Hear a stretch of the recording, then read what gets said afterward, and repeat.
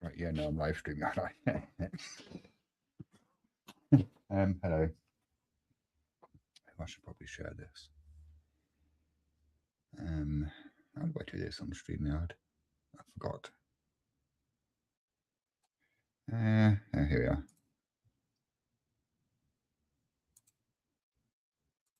Copy that to there.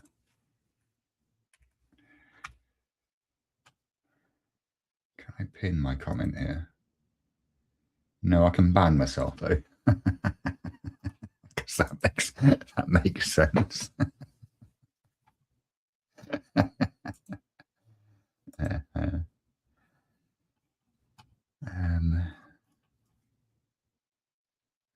It's weird. I wonder if that's just on Opera. YouTube started doing this thing where when you go on someone's homepage, the first row of videos is thing where cut in half.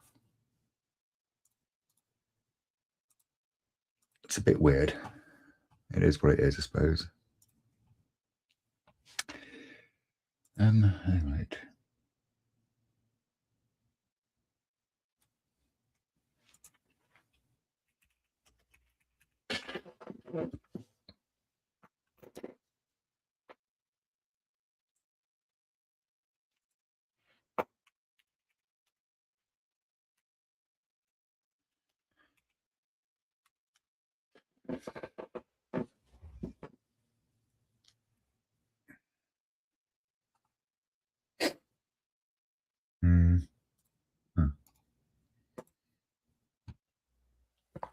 Right.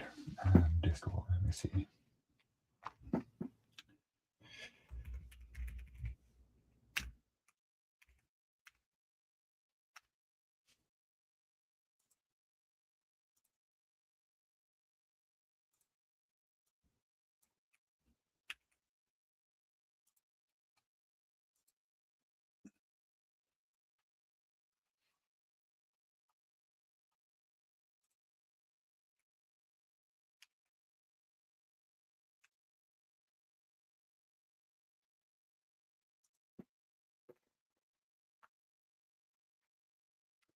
And apparently Chris has just gone live 10 minutes ago. I didn't actually notice. If I'd known he was live, I probably wouldn't have bothered. Oh well, I mean, it is what it is, I suppose.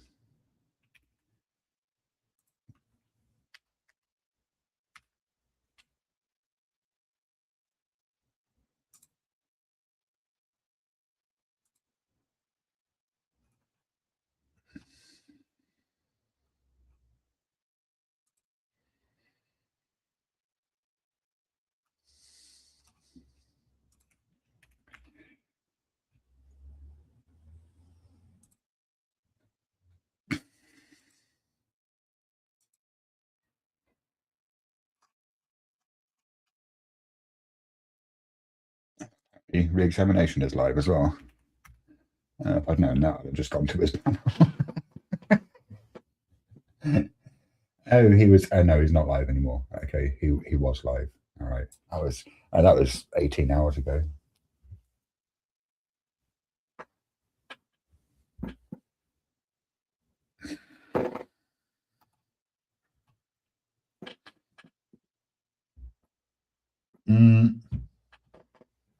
Yeah, I've just seen your DM because I've been pimping my link out in Discord. I don't know. I actually don't know the Cars. Weren't they like a rock band? You do retro promotion. weren't they a new wave rock band? It's highly probable that I've probably heard a Cars song. Light is coming out of my eyes. Is that a reference to a short film that I made? Abe, are you referencing a short film that I made? If you were, that's unexpected.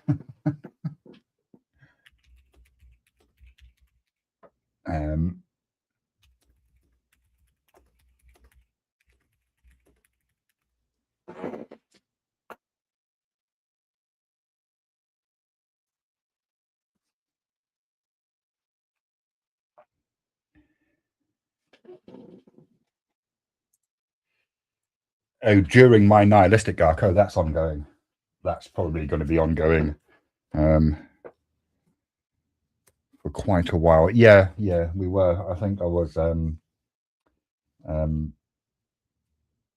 talking about bands like Television, kind of New York punk, Talking Heads, which were different to English punk.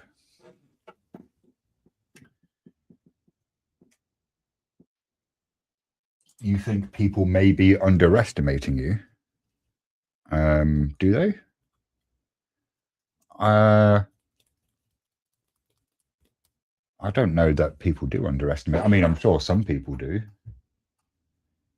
Is this like something that I'm not aware of?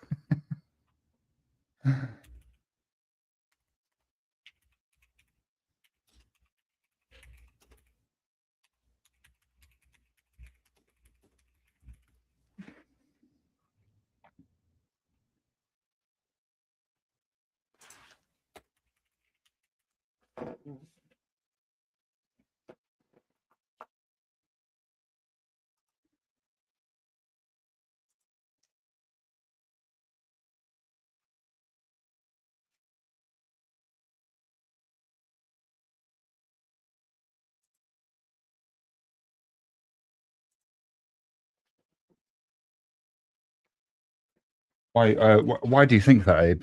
I should let's see. Let's pin that.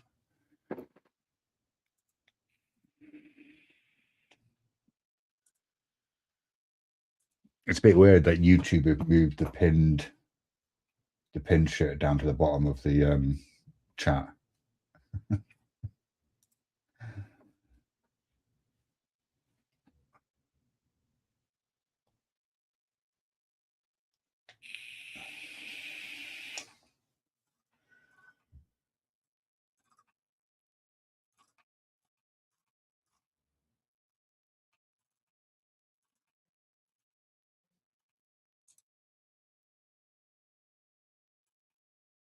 Right, here we go. I'm going to play you something. It's more of a general sense. I mean, I thought you were quite well regarded. All right. So the reason why this comment, light is coming out of my is because a few years back when I was doing my foundation degree, which was meant to be a degree in, it was a graphic design and web development course. I was interested in web development, not the graphic design.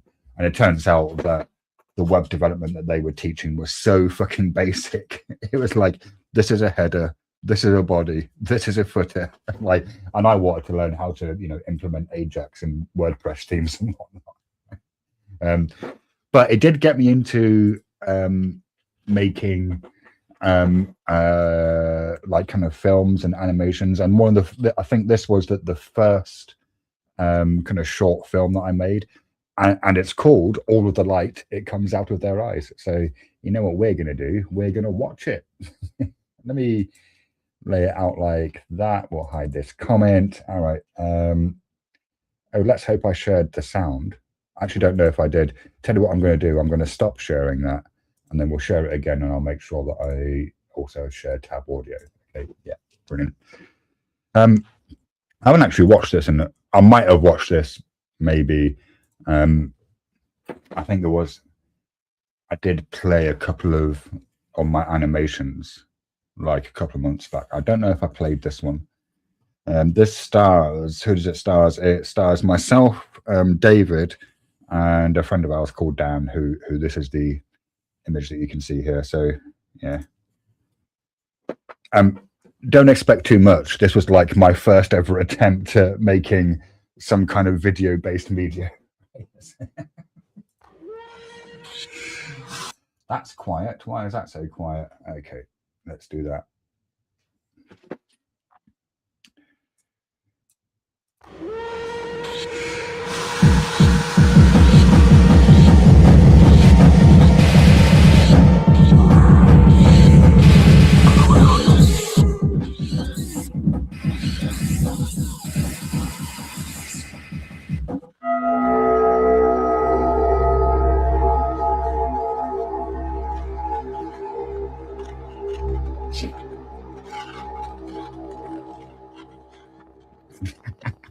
I actually had to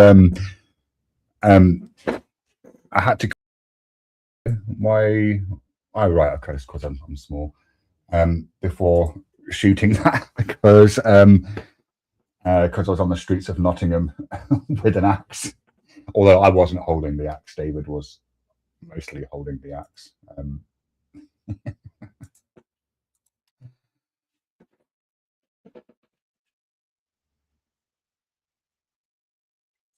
Did I know any of this? I don't know. Maybe I played the film a month ago, so that could very well be possible.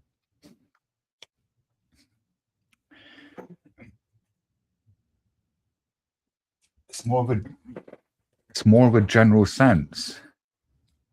I'm going to be honest, Abe. I think this might be a psychological projection, because I don't think I've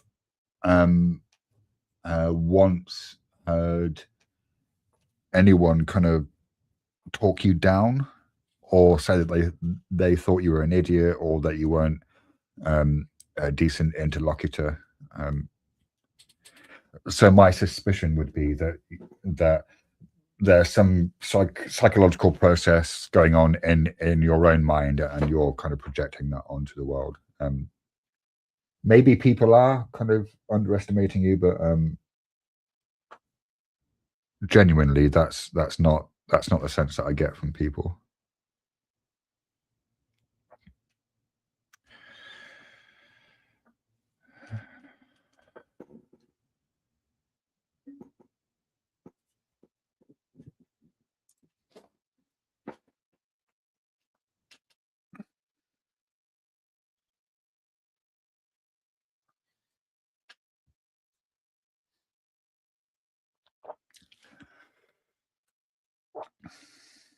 Oh man, I'm out of tobacco, which is kind of fine. Like I have a vape,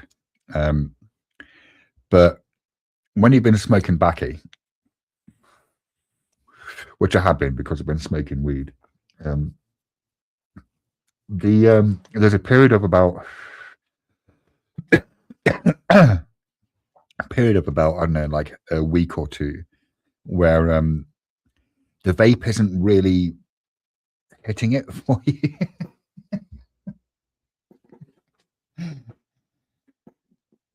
Oh, thank you, Abe. See you later. I hope you have a good one.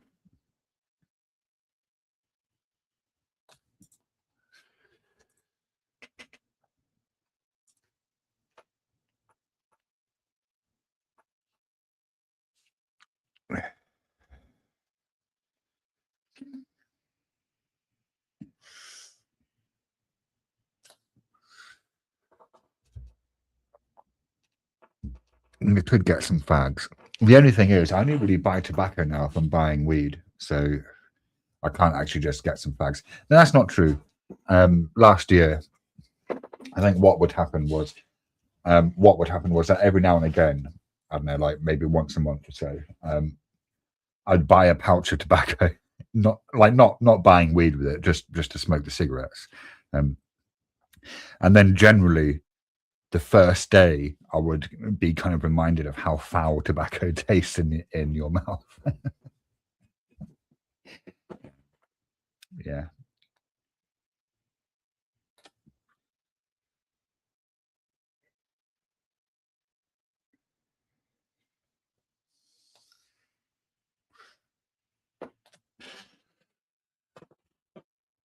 Yeah, no, me neither. Re-examination. It's always been my sense that Abe has been like well regarded among the people who do the debates with us. But it's like I think it's quite often the case that we have a view of ourselves that other people don't share. Like, for example, and you know, no doubt this was prompted because kind of people wanted to make me like feel better after David's suicide. But I got quite a few people who, when they were offering me the condolences, like one of the things that was mentioned consistently enough by different people that like I suppose I just kind of had to accept it, was that I've changed the way people think. Like, now, if you'd asked me, last year, Shiva, do you think that you've like had any effect on the way people think about things at all? I'd have said, no, don't be ridiculous. Of course I haven't. Like, I'm not doing this because I really want to. Well, I am doing this because I want to change people's minds, but most like I'm not expecting to. It's because I enjoy the clash of ideas. So in my mind, I'm not someone who has an effect on the thought processes of other people, but in the minds of some people, I am, because I've had that effect.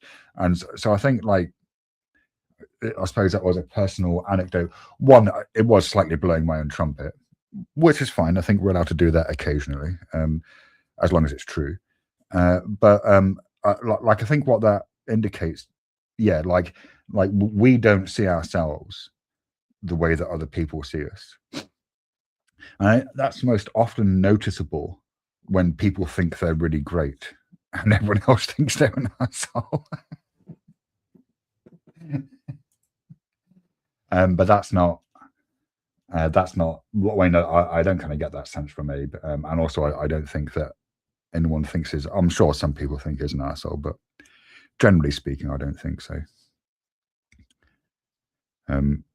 Yeah, but that would be my uneducated, ill-informed guess as to what's going on. Oh, hey, AC. Hello. Need to blow my fucking nose. Jesus Christ. Oh, hang on, I'll just mute while I blow my nose.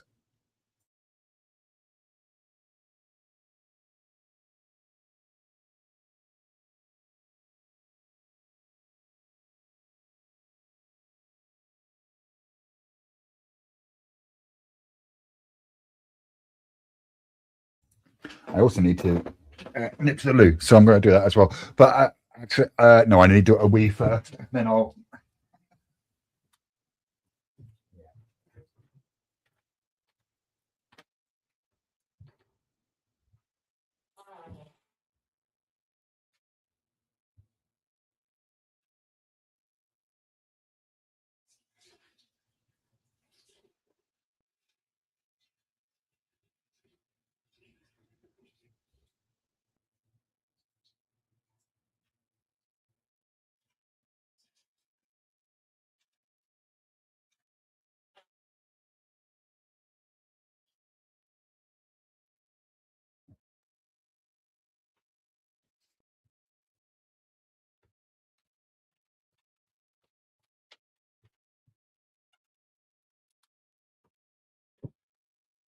Right. So yeah. He finds new fertilizer in the form of his assailant. I'm guessing the final word is. Well, no, it doesn't actually. It just takes someone who's angry enough, and we're all capable of being angry enough to hate. I don't like. Have I ever hated anyone? I don't think so, but I'm definitely capable of it. And I think in my mind, part of hating people is wishing violence upon them. And if in your mind you are not wishing violence upon them, then what you are undergoing isn't, or what you're doing isn't hate. It's a strong dislike. But actually, the examination, I think when you were on the panel the other night, I may have drunkenly agreed to do a debate with Eli. Maybe on tag, I think. I'm actually going to have to. I'm going to have to withdraw that, because it turns out that drunk Shiva writes checks that sober Shiva can't cash. I am not in any fit state at the moment to be doing debates. as much as it pains me to admit that. Yeah. I mean, I think at some point I'm going to have to like just do a debate, right? Maybe just do a debate, knowing that I'm not going to be in the best like frame of mind for it. Because if I wait until I am in what I consider to be a better frame of mind, I might be fucking waiting for the rest of my life. Because there's no guarantee that this will end before my life does. So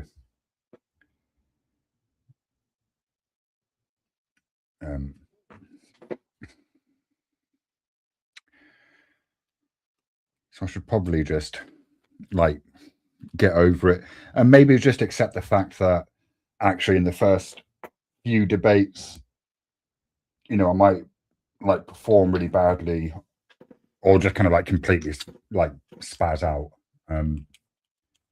And just kind of, you know, maybe I just have to accept that that's the way it is for now, with the view that kind of, you know, exposure will mitigate my lack of control.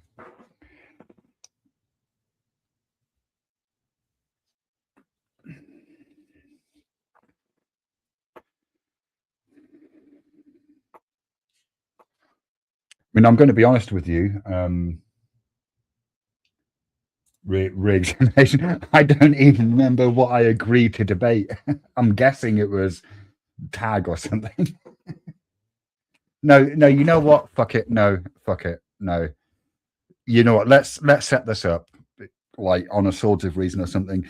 If it turns out that I just kind of flake out, that's fine. You know, I'll try to do the debate the best I can. And if it, you know, it turns out to be a mistake, then it's a mistake, and I can learn from that. So yeah, no, let's do it. Because look, if I wait until I'm in a good state of mind, then I might be waiting forever. Yeah. Just make sure the person you debate is also pissed. I mean, I wouldn't be doing the debate drunk. That could be a laugh, though, couldn't it? I have debated drunk before, but on verbal combat, which doesn't really count. Yeah. So yeah, no, I've just changed my mind. Do you know? I've just changed my mind again. Maybe that's an indication that I'm not in the right state of mind to do this, because I just keep flip flopping.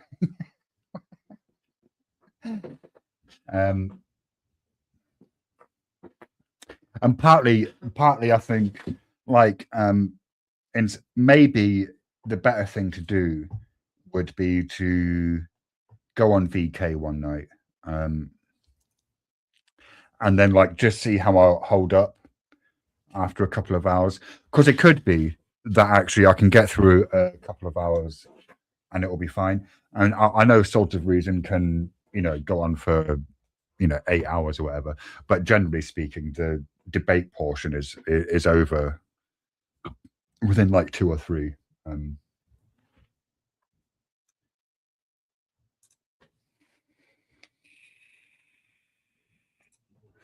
Also, I don't remember being a dick to you, but I was drunk, so I might have been. It's entirely possible. And if I was, I apologize. Although, having said that, you only get one apology, because if you come on panel where I'm drunk and then I'm a cunt to you, like, you do get an apology, because, you know, that's not on you. But then if you come back when I'm drunk and I'm a dick, you don't get any further apologies, because it's like, no, you know what might happen. It could be, though, that I think I wasn't. I mean, I probably was a bit of a dick to you. I generally am when I'm drinking.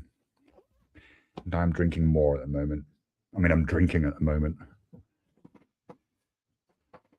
So I suppose that is more, right? Mm.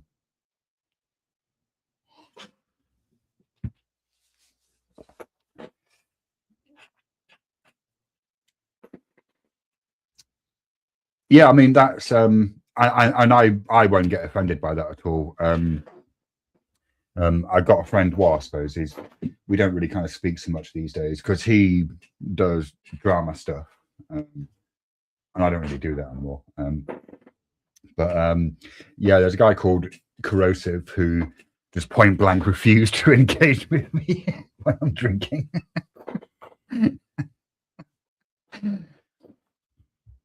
What's weird though, right? I did used to find this weird. I did used to do what I just called drunken streams. This was maybe like I don't know 4 years ago, maybe 4 or 5 years ago, and where I'd get completely fucking shit faced on panel. And I'm a complete cunt when I'm drunk. Like I am not a good drunk. It's one of the reasons why I didn't drink because I didn't want to be unpleasant around David. But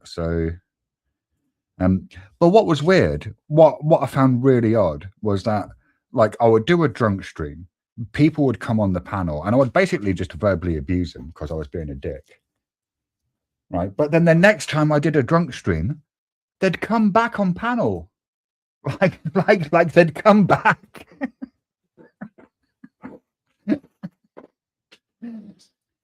And this wasn't like this isn't kind of me being like this wasn't me being like I was when I was drunk on my birthday and ended up getting arrested, where I was, debate broing the police. Like this isn't that. It's more like a verbal equivalent. It's more like maybe, I don't know, half an hour or an hour before where I was trying to get people to beat me up. It's more like that. But yeah, I always found that remarkable that like people would come on a drunk panel, I'd be a complete dick to them. And they would get an apology. They would get one for the first time. But then they would come back. Knowing that I was drunk, they would come back on panel. I never got yeah.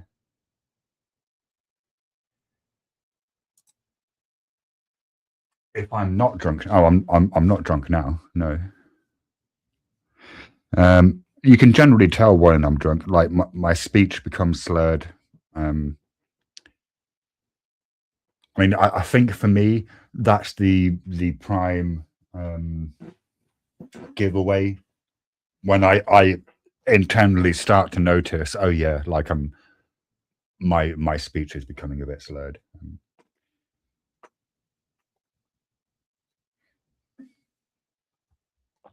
Yeah. Apparently, I sound decently lucid when I'm completely shit faced as well. Apparently, I was kind of auditing the police, I suppose. There you go. You watch enough frauditor videos, I suppose it affects you. I was like doing a combination of because I think I wouldn't tell them my name. Maybe I don't actually know. I haven't watched that stream. I think there might have been more than one on that night, but I haven't watched that stream, so I don't know. I did start to watch it a few days afterwards. I got through one sentence of me speaking, and then I had to stop.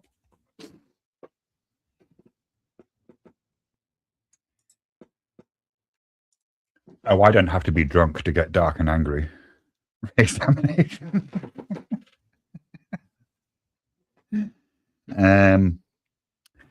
Suppose you're more likely to see it if I'm drunk, but if I'm in a kind of dark, angry state and I'm sober, I just won't show that to you. Like you, like I suppose, yeah. I would just kind of hide it from you.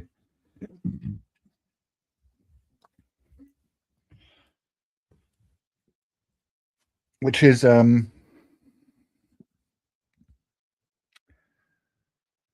something about the internet that I kind of really don't like. Like it's not conducive towards honest communication.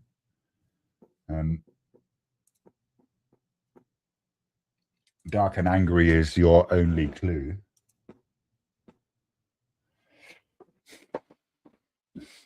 No, it's not.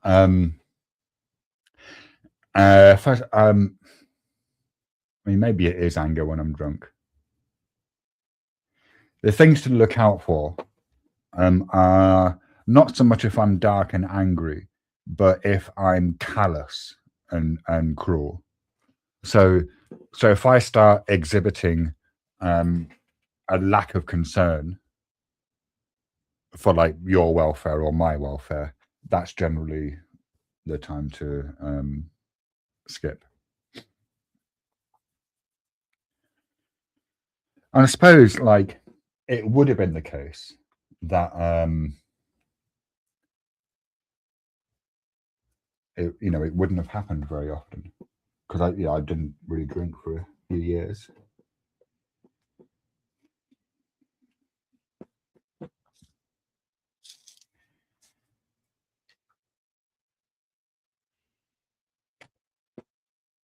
I used to be a very cheap date. Yeah, relentless aggression. That's the thing to look out for. And the thing is like I can be aggressive when I'm sober, but it's generally when I get triggered, and it's quite short lived. Like it's fairly quick. And you'll hear me like when I'm triggered, you'll hear me say something along the lines of, "I'm triggered. It's not your fault. This is my responsibility." And then it kind of starts to wear off.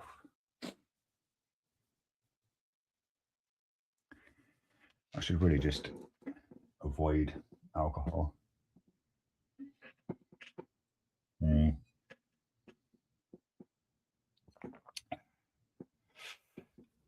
But I suppose my reason for avoiding it is no longer here.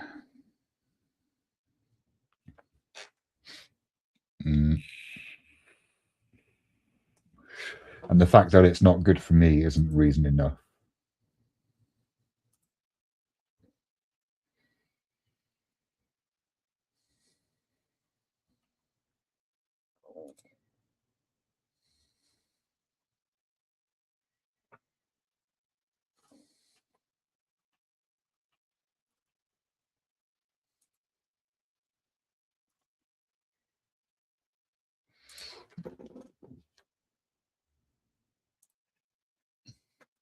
Oh, I've been drinking for days, Crafty Cat. Maybe a week. I mean, I haven't been on a bender for days. I suppose I was on a bender for one night. And then since then, I mean, when was that? Oh, that was Friday, wasn't it? Because it was VK night. Oh, fucking hell, was that only Friday? That can't be right, can it?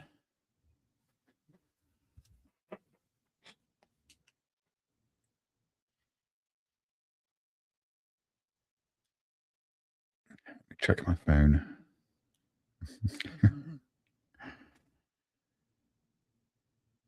Oh yeah, that was.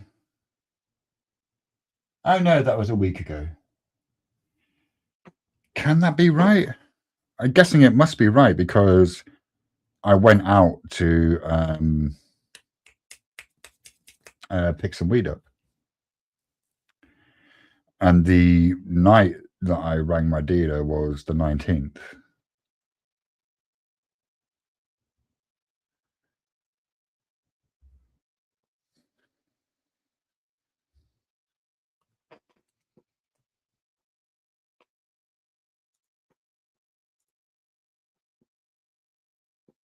No, it was gin. I don't really do beer, to be honest.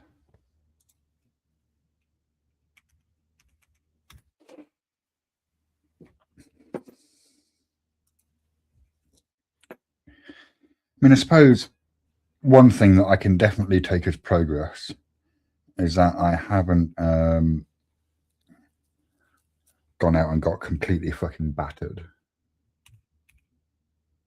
I mean, when was that? Was that? Oh, that was Friday, wasn't it? Because it was VK night. By completely battered, I mean like going to a rave somewhere and just taking a shed load of MDMA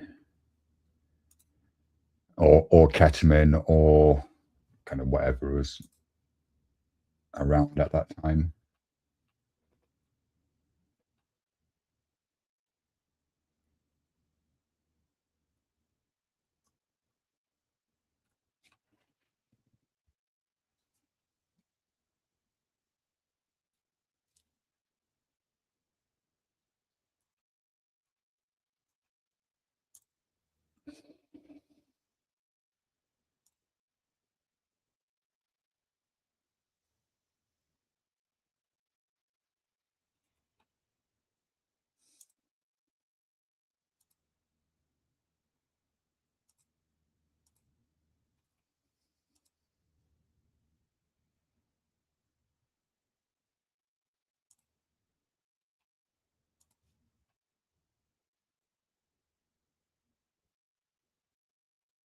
Oh, I don't fucking drink Stella anymore. I mean, unless I'm in a pub and having a pint or something. Like.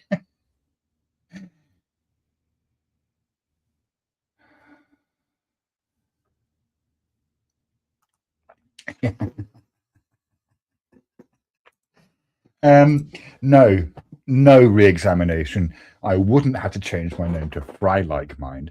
Otherwise, I should have done that like 20 years ago.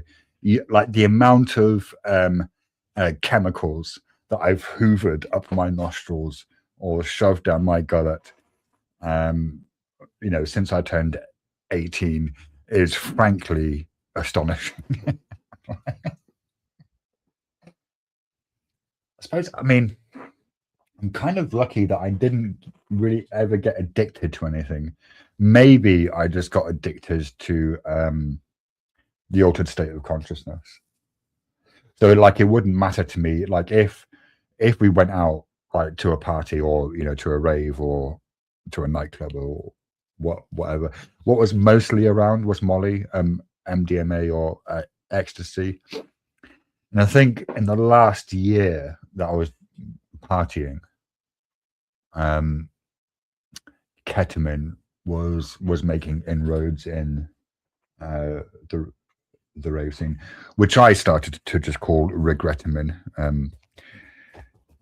I think maybe, actually thinking about it, it was like maybe a year of taking ketamine, and then it was during that period that I directly noticed how whilst I was under the influence of the drugs, I was psychotic. And obviously that seems obvious, right? Like it seems obvious to say, but as an experience, like I don't think people do really see that. I mean, I didn't for a long time. I used to annoy everyone because I'd realize, like, normally quite late into the evening, like perhaps either when we're thinking about coming home or after we'd come home and we were doing the kind of brandy and weed as come down. And I would just start saying, "Oh dear," which kind of used to bug people because they didn't really understand why I was saying it, but it was me recognizing to myself that I'd fucked my head up.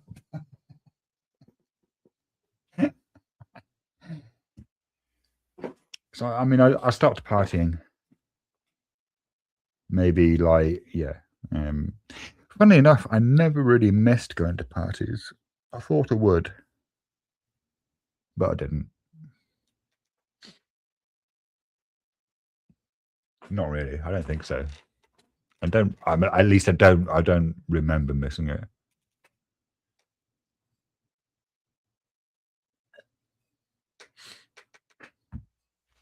I think maybe that's because I actually don't really enjoy. Right, this is going to sound really contradictory or oxymoronic. Like, especially given how much I engaged in the activity, but I actually don't enjoy being intoxicated. Like, it's not something I necessarily find pleasant. Maybe out of all the intoxicants that I've taken, what were the two that I found the most pleasant? Okay, one is weed. I definitely, at least I think I enjoy weed.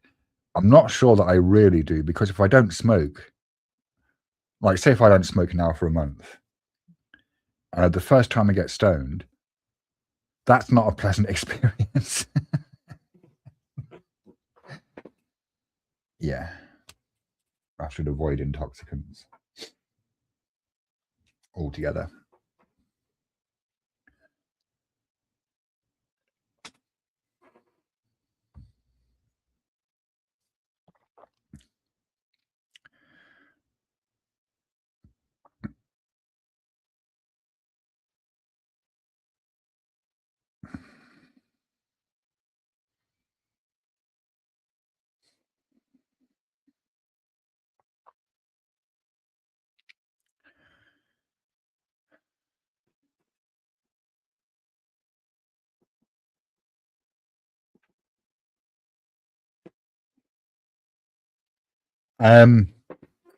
This might surprise you, Crafty, but when I was going out partying, I was also working for a like a Buddhist gift store.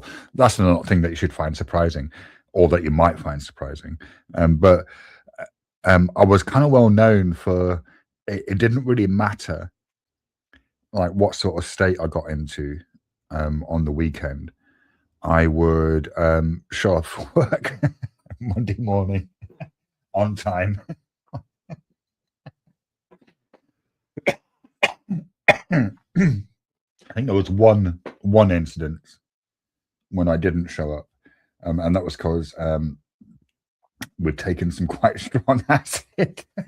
We'd taken some quite strong acid, and it got to like some point, like late Sunday evening, and I realized there was no way that I was going to be in any kind of sort of reasonable state for work on Monday.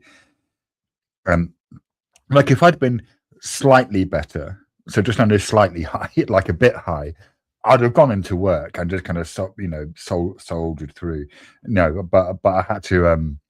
I think this was the only time I ever rang up and said, "I'm not coming in because I'm still shit faced."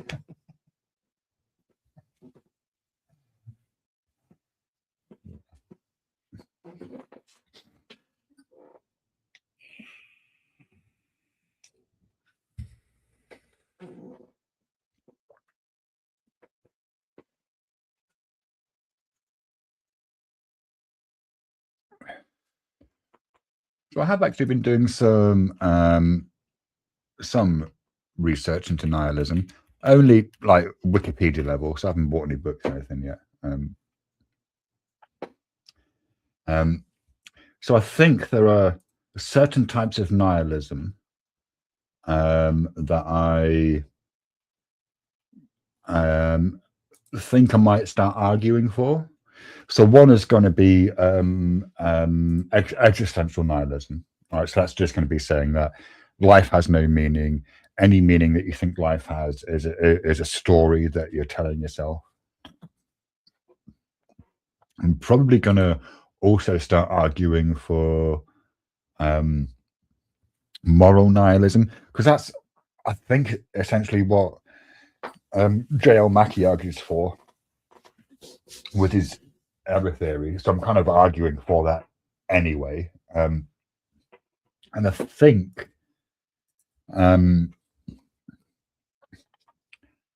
in terms of metaphysical nihilism, like metaphysical nihilism itself, I'm probably not going to be that on board with. Mostly because, I mean, I suppose you could argue that there are no objects in the world, only our sense data. I mean, that's certainly an argument you could make about the fallibility of human senses, but I don't know if that's going to stack up in terms of like making a metaphysical claim about the universe. So I'm probably not going to get into metaphysical nihilism, but there's a kind of sub branch of like the metaphysics of nihilism that's called cosmic nihilism, which says like it kind of says that the universe lacks meaning, or lacks in inherent meaning, and is unintelligible to human beings. Or there's a phrase that I saw which was what was the fucking word? It's unintelligible or indifferent to our understanding. The universe doesn't care if we understand it or not. Solipsism is the yeah, I can actually explain that. Solipsism is the philosophical view that the only mind that you can identify as being real is one's own. So like solipsism belongs to the philosophy of consciousness more than anything else. And I think I might be wrong about this, but I think it's contrasted with panpsychism, which is the view that all things possess a consciousness. So like people who believe in kind of tree spirits and river spirits and stone spirits and all that kind of stuff, they would be panpsychismists, I suppose. So is solipsism nihilistic? I'm not sure you can make that argument, because I think you could be a solipsist but still think that life has meaning or that morals exist. Like the fact that you could say, well, the morals only exist in your mind, but they exist, right? Like, so I think probably you could be an eternalist and still also be a solipsist, perhaps.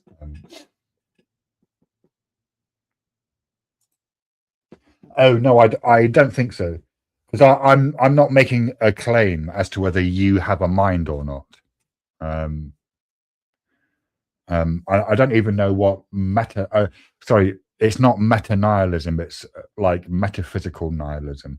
And like metaphysical nihilism is the view that objects in the world are not real, and that's not a kind of view that I'm willing to defend or feel like I can. I mean, I can maybe do it as a devil's advocate. So what I'm going to be probably arguing for is existential nihilism, which argues that life has no inherent meaning; moral nihilism, which argues that morals aren't real and that we just kind of invent them; and cosmic nihilism, which argues that reality is unintelligible and indifferent to our understanding of it. And here's the thing, right? Like initially, this project kind of started off because, you know, I've been feeling fairly nihilistic. But I'm not actually a nihilist. Like I don't hold nihilist views. I mean, I suppose you could maybe say that I'm a moral nihilist and that I don't think reality is real. Or at least I think that when people make statements like cruelty is wrong, they might be making a statement that is true fact, but if it is, it's false. Yeah. I think the thing that I'm going to have most fun with, though, is the cosmic nihilism. You know, because that kind of, like, look, my kind of Buddhist views actually run counter. Like the Buddhist views are like the anti-foundationalist views that I have directly undercut. Like in terms of the debates that I have, directly undercut my opponent's positions, because what I'm doing is when they say, well, give me a foundation for logic or whatever, rather than trying to do that, my response would be, well, how do you know that logic requires a foundation in the way that you seem to think it does? It seems to me that cosmic nihilism is kind of doing the same rhetorical stuff. How can we make sense of the existence of love without otherness? I mean, you can love yourself. Love is just an emotion. How can you make sense of the existence of apathy without otherness? How can you make sense of the existence of bliss without otherness? Like any emotional state, you can just take out love and plug any other emotion in.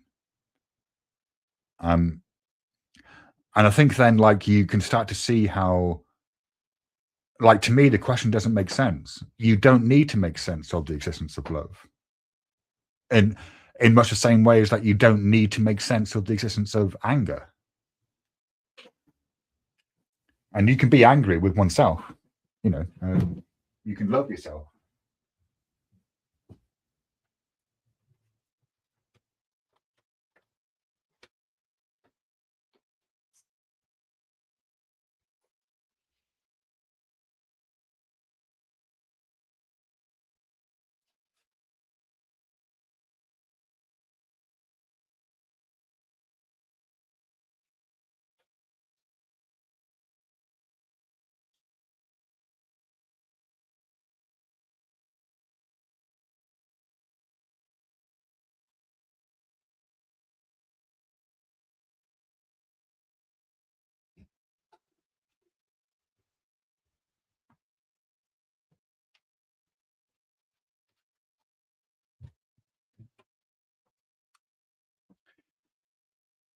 Also, I just nipped to the loo.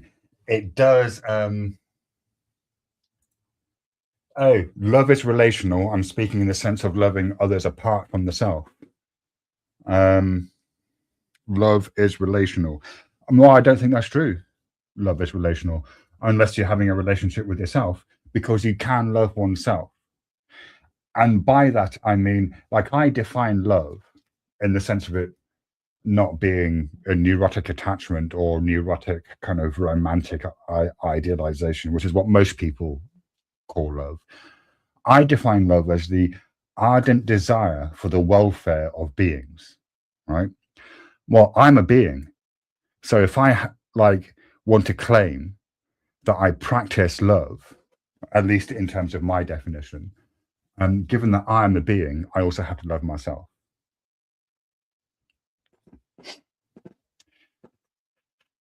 And I think quite often what we call love isn't really. It's neurosis and attachment.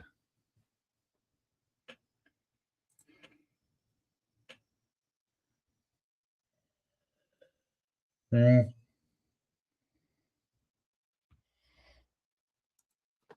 think, again, you might be or one's own welfare. Look, in Buddhism, there's a meditation practice called the Metta Bhavana. Metta is often translated as loving kindness, although I actually like the term disinterested friendliness. Disinterested is not the same thing as being uninterested. Being uninterested means you don't care, whereas being disinterested means you're unbiased. And in the Metta Bhavana, it's generally broken down into a number of stages. But the first stage is always oneself, because if you can't be kind to yourself, then you can't be kind to other people. Like, it's that seems to be the nature of kindness. In that, whilst it might look from the outside like you're being kind to other people, you won't be being kind to other people. Like, because there's going to be some sort of selfish interest there. So I don't think that you can strictly define love as, I mean, you can definitely define love as active service, and definitely like sacrifice, because you have to give something up, even if it's just time, right, or attention. Um, but I think it just needs to be on the behalf of the welfare of beings.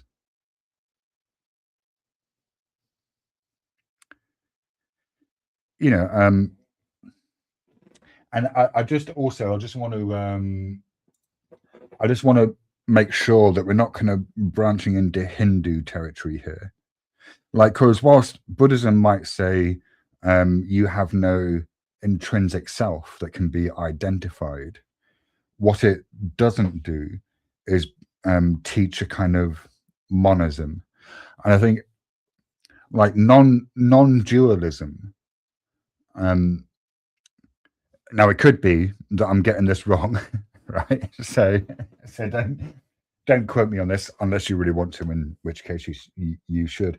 But I think in on the Buddhist view, non-dualism isn't suggesting a monism, because a monism is a type of substance. Um, whereas Buddhism teaches there are no there is no substance. It's an illusion that we create in our own minds and then project onto the world. So yeah, I don't know.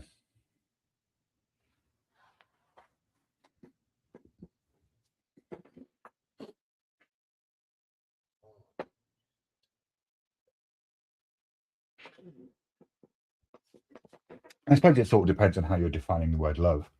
Like if you're defining it in the terms of romance, and then yeah, I agree. You need an other there, unless you're romancing, unless you're romancing yourself.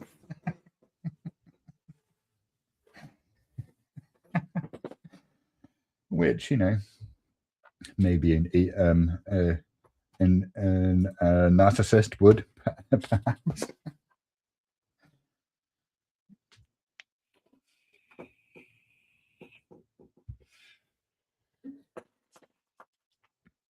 You know what? I think. Well, yeah, no, fuck it. In terms of this Eli debate, we should probably just go ahead. Although, I suppose, just on a personal level, I would quite like a chat with him beforehand about it. But yeah, I'm currently I'm inclined to think that I should probably just go ahead and do it.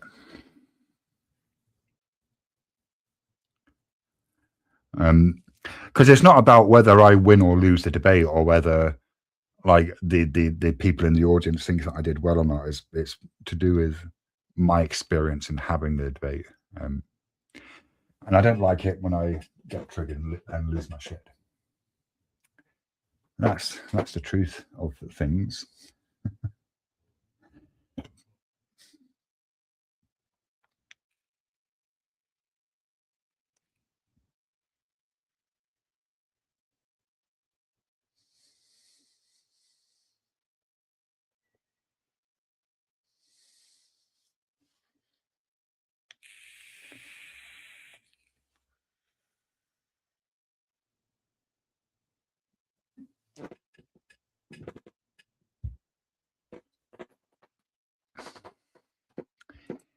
I mean, it does seem to be rare, doesn't it? I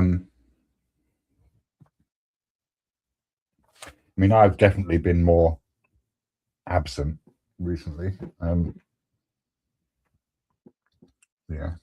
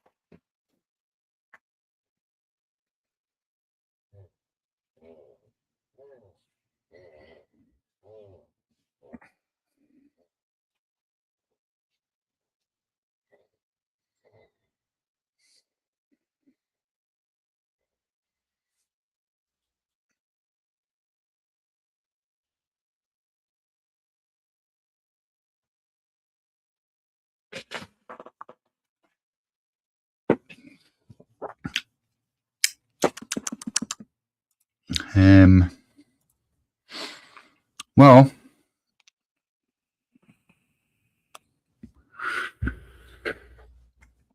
I suppose I don't really have much else to say, although I'll be back in a sec.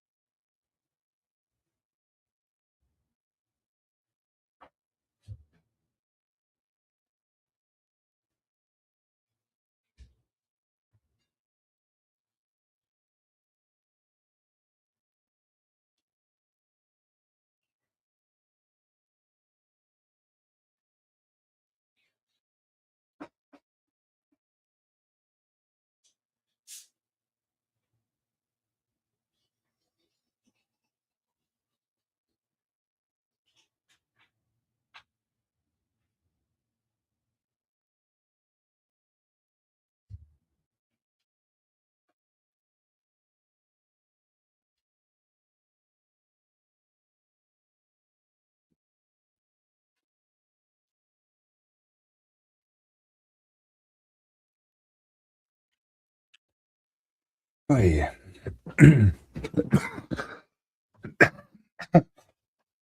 Hey Goon, how's it going? Yeah, I mean, I don't. These streams are weird, right? Like, it's not like I'm going live, say, with like a kind of content idea, or a debate prompt to argue people on. I mean, doing that would be pointless anyway because I don't really have a fucking audience.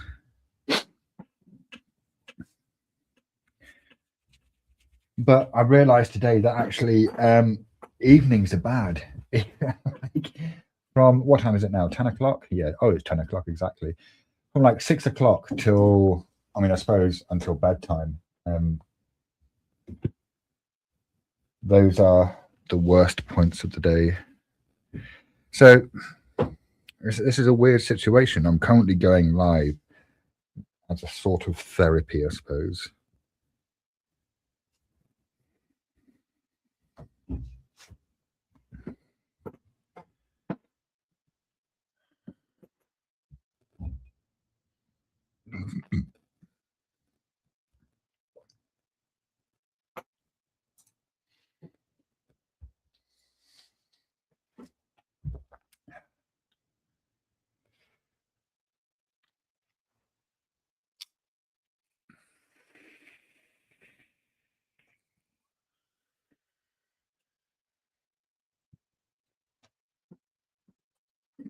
You know what's interesting at the moment is I'm tempted to go and buy some tobacco. Earlier in the day, I was tempted to go and buy some weed, but I'm not tempted to go and buy weed right now. I mean, it's actually too late to ring the dealer right now, but like I don't have the desire to buy a weed, but I do have the desire to have a cigarette rather than vape.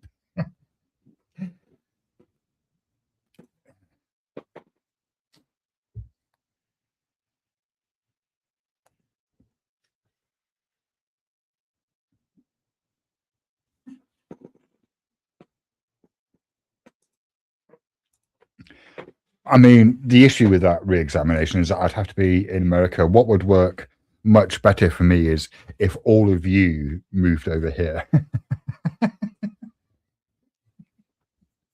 That would suit me much more.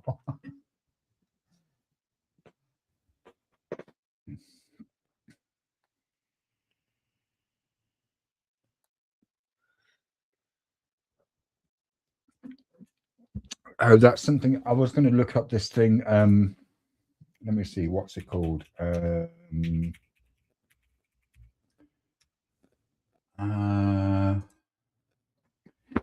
existential elk theory, which was an idea that JS introduced to me. It comes from a Norwegian philosopher who likened humans to an elk whose antlers have grown too large. Oh, no, that's actually not true. Examination. Um, Certainly, you will find large parts of the UK population that doesn't like America, but Americans as individuals aren't disliked. Um, yeah, yeah.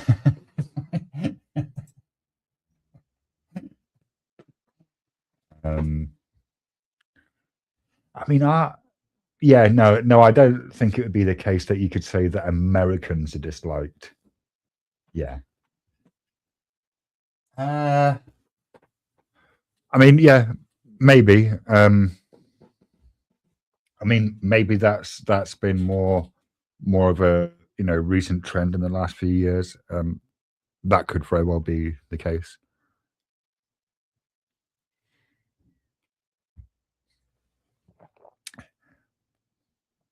Yeah, but I quite like the existential elk theory. He's like, so the who's it by? Peter Wessel Zapfer, based on an essay that he wrote in the 30s, the 1930s.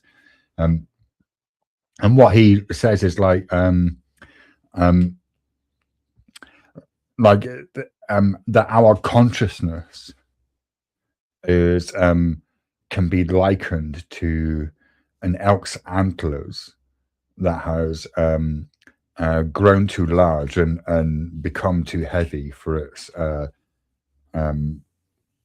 biological function, and that this leads to a kind of cosmic despair.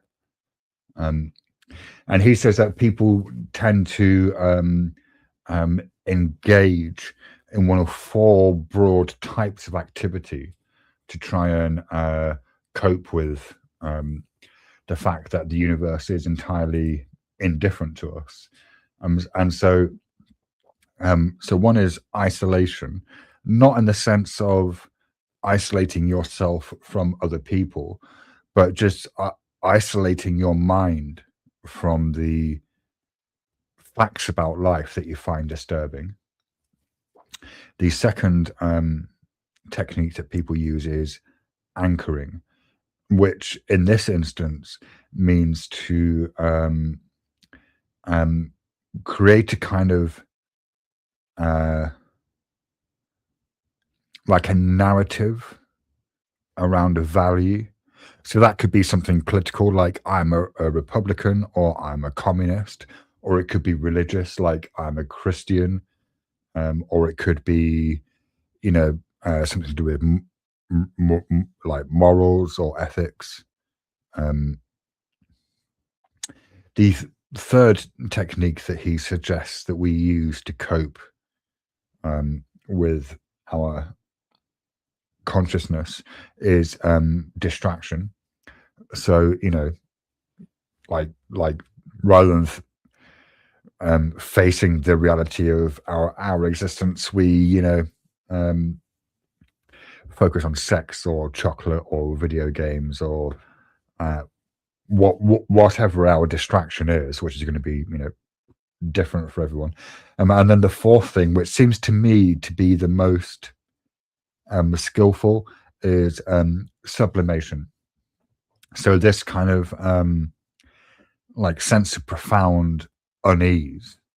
I mean, I think he might describe it as panic in his essay, but this is kind of transformed through the creative process. Yeah.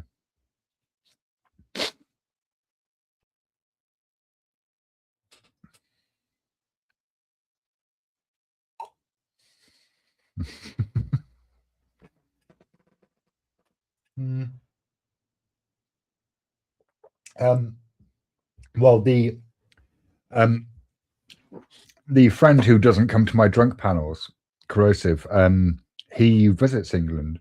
So I think the last time that I was aware of him coming to the UK was, I mean, it was at least a year ago, but it might have been more closer to 2. I don't think he ever reported getting any sort of hate from Brits based on the fact that his like he and his family are American.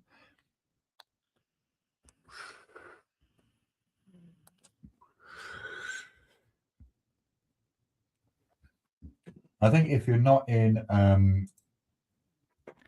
if you're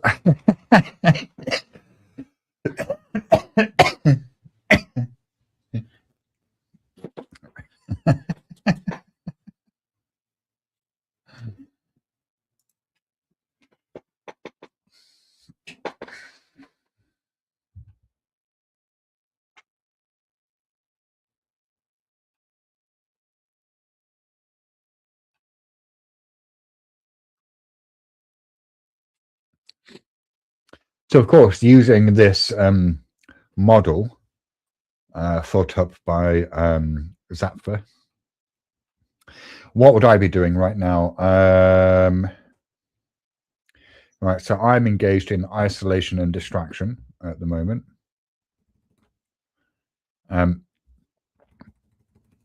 Now, before David's suicide, I was largely engaged in anchoring and sublimation. So the anchoring being that, you know, I'm a Buddhist, so that was my kind of value-driven point, like point of stability, and sublimation because, you know, I write and make music. I mean, I haven't made music in a while, but I write, make music, and paint and do creative things. I mean, or at least I did.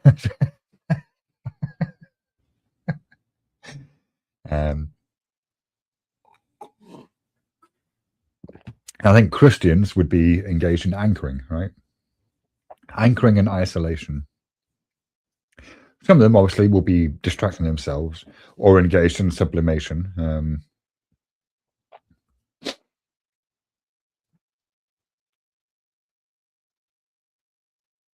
Yeah, the existential elk theory. I kind of like it. It's very bleak. so it suits my current mood.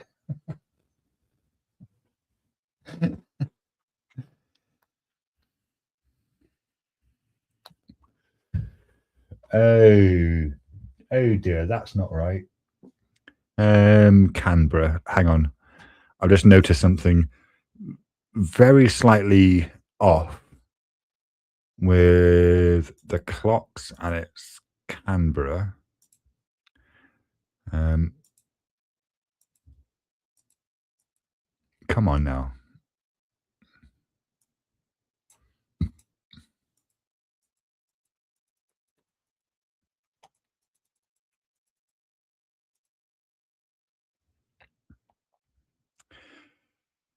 Clocks text group, Canberra. That's where. Let's lock you and you and you. Lock you as well. And we'll lock all of them. Why is that not letting me change the Canberra thing? You know what it is? I want to move the word Canberra over by like a pixel.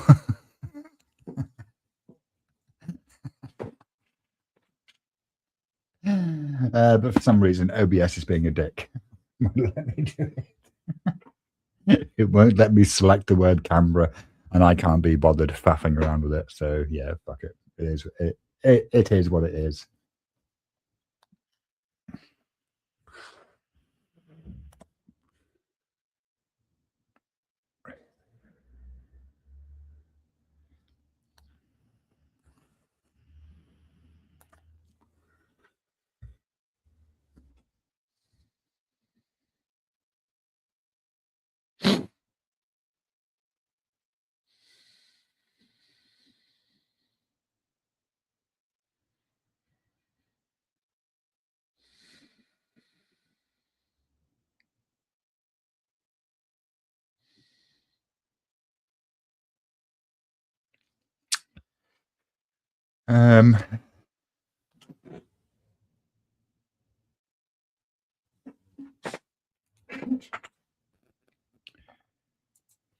Who is the most challenging debate opponent you ever debated on a stream? I think I might have debated Andrew Wilson once in a debate about mortgages in which I was wrong. And then I said to him, because I made a claim about mortgages being a line of credit rather than a loan, which was incorrect. And I said to him, if I'm wrong about this, next time we speak, then I will acknowledge that I was wrong. And then I've never been on a panel with him ever since. I don't even know if it was Andrew Wilson. It was somebody called Andrew. I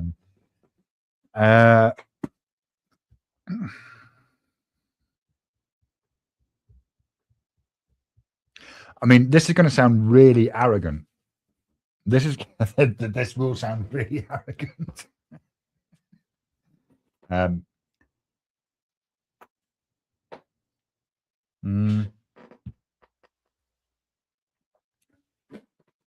Nobody.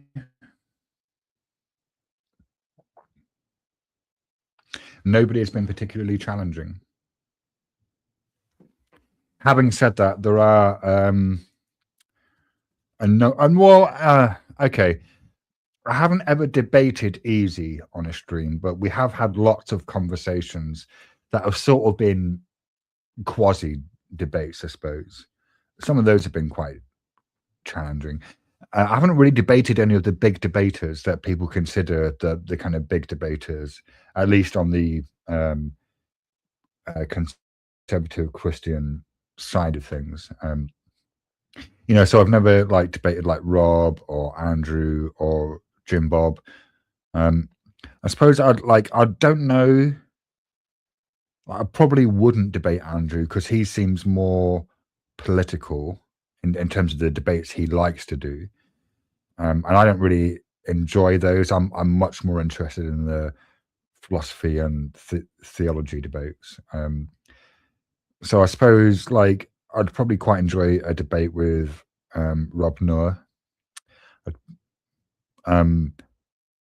Mostly because I actually like his style of debating, less to do with his like challenging a particular view that he has. I'd probably also quite like to debate Jim Bob. Mostly because I want to do to him what he does to everyone else. Who else? I'd quite like to debate Jay Dyer. I don't imagine that will ever happen. I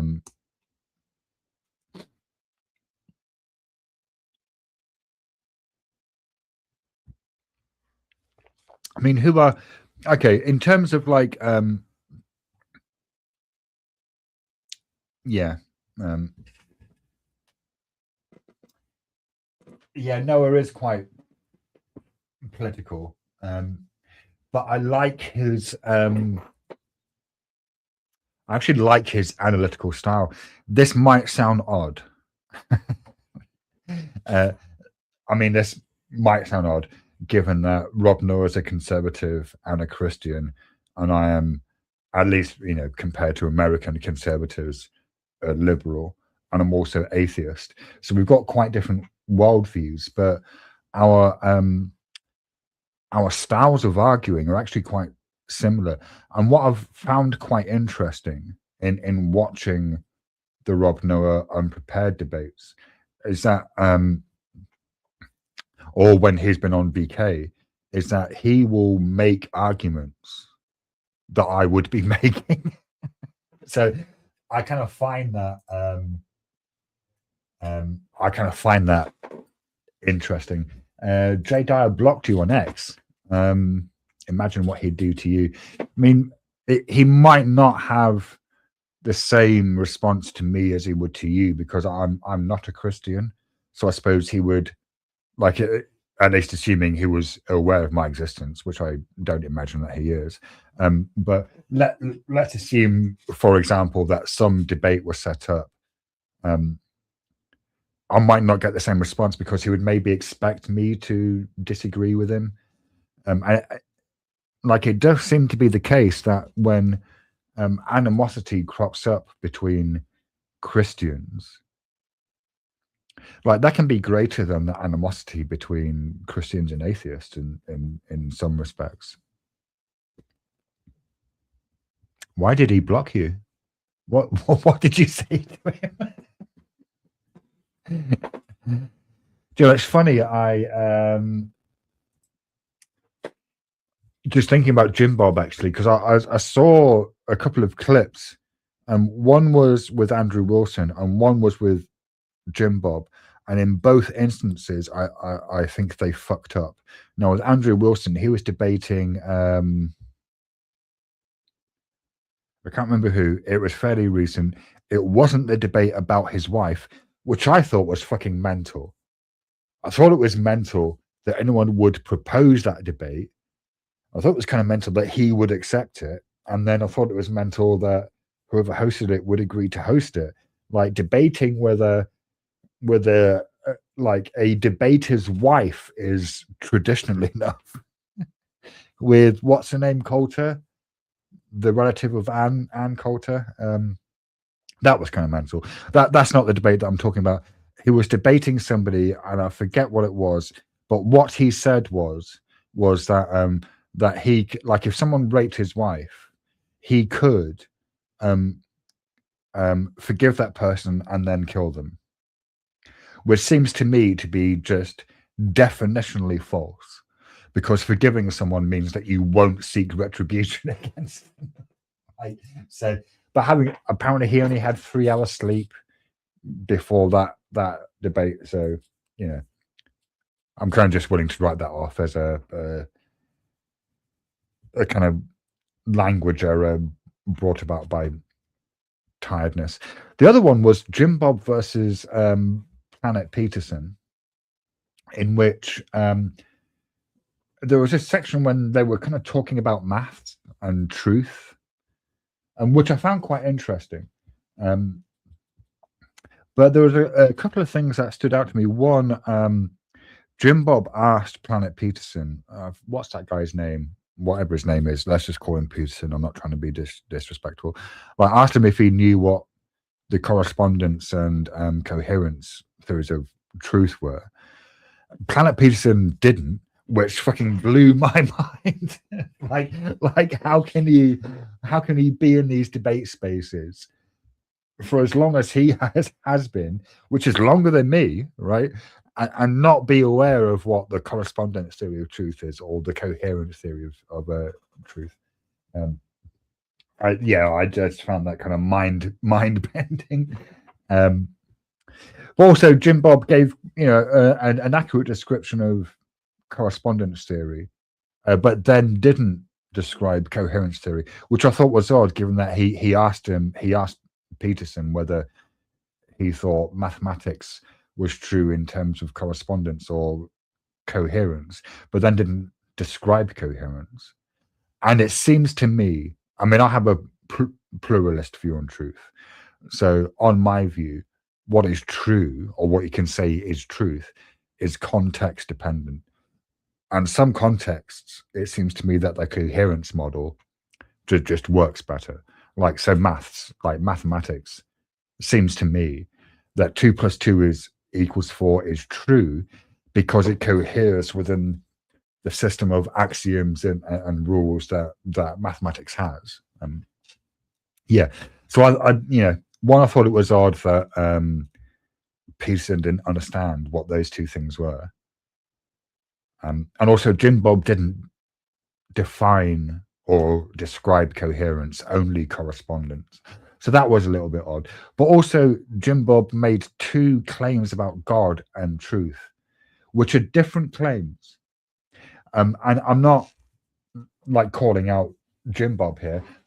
I think this is an error that pretty much all Christians make, which is that, like, in the beginning of the discussion about like truth and maths and God, Jim Bob said, truth is a person, which I have heard Christians say, right?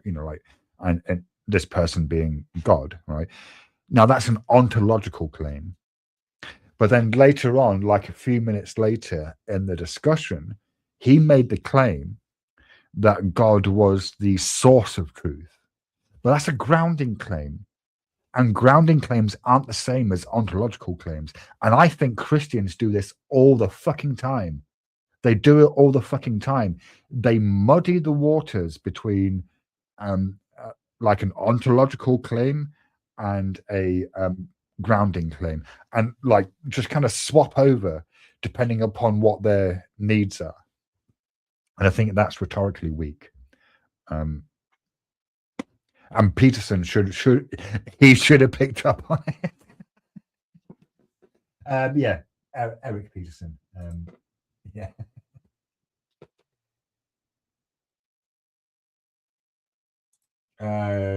You assume it had to do with you challenging him on his church's divorce and remarriage theology, right? So he's Orthodox, isn't he? I have no information as to what the Orthodox view on divorce and remarriage is. I'm guessing that, like, just off the top of my head, pulling it out of my ass, I'm guessing their view is going to be don't divorce and don't remarry.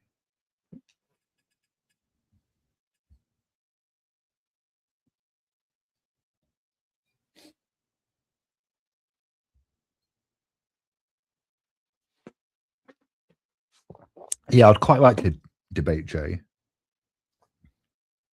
because I think he's a presuppositionalist who seems to assume that intelligibility requires a foundation, that it requires grounding. I don't think that's the case. I think that needs to be demonstrated rather than just asserted. I think atheists are missing a trick by just immediately pushing back and saying, what makes you think, like logic, for example, requires grounding? Because that's an assertion. And you know what? It's never fucking backed up. It's never backed up. Presuppositionalists assert it as if it's true, but they don't demonstrate that it is true, that like logic or morals or knowledge require a metaphysical grounding, assuming they're using the word grounding in the correct way, or require justification, which is kind of mental. You don't justify processes, you justify propositions. Yeah, I think I would quite like to debate Jay Dyer, mostly because he seems to be the most philosophically informed of the presuppositionalists that I've encountered.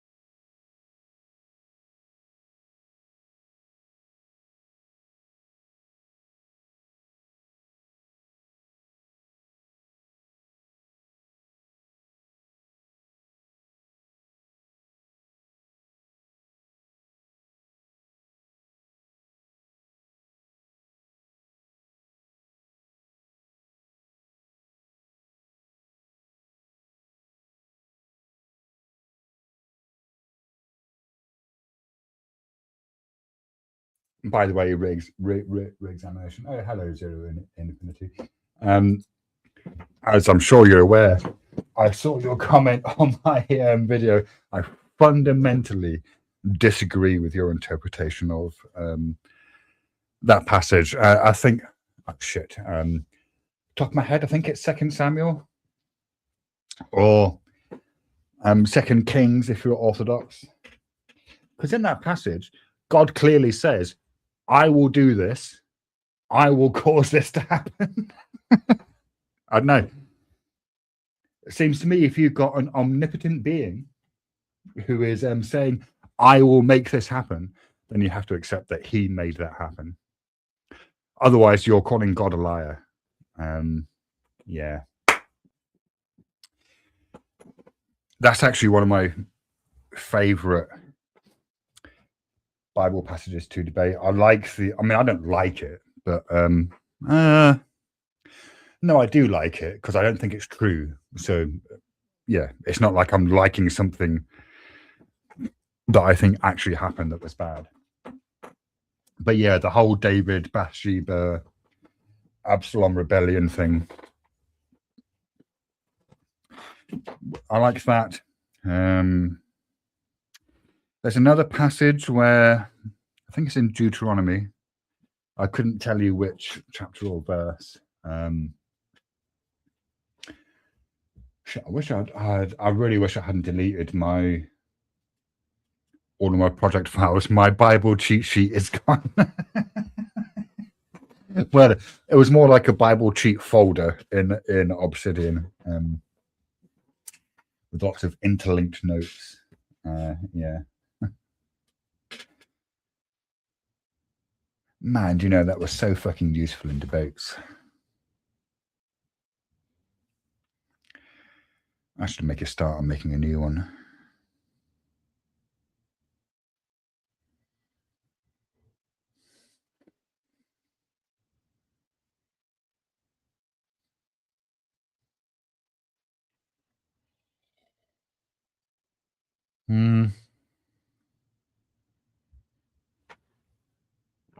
Do you know, I think I have had, well, what am I going to call them, episodes in the past where I've destroyed like works that I've done out of a sense of self-destructiveness. But given that for the last, what am I going to say, 15 to 20 years, like I've been working mostly in digital formats. So in the past, when I've been like self-destructive, like I might have destroyed a couple of paintings. That's a couple of paintings. Like this was like 10 years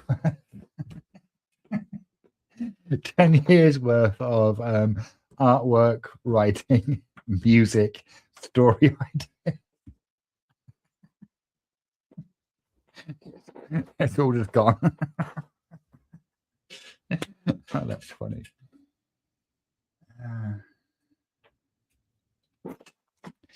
Maybe if I'd said that to David before he'd killed himself, it might have stopped him. If you kill yourself, I'm going to like delete every creative thing I've ever taken part in. It wouldn't have worked.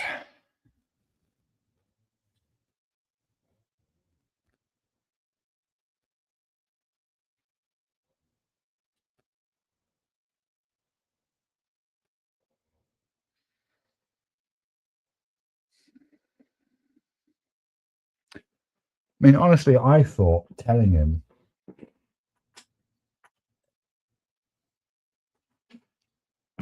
how his suicide would have affected me would have worked, but it didn't. And I did, although what I described to him isn't nearly as bad as what's actually happening.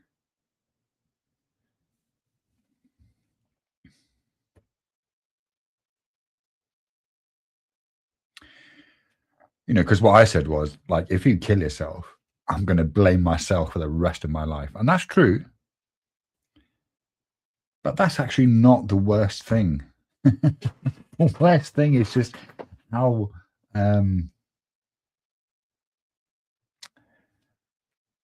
impossible it is.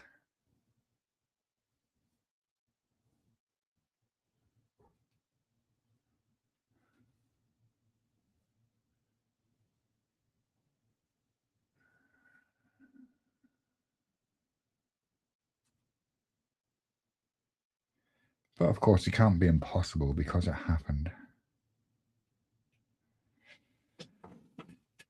So by definition, it's possible.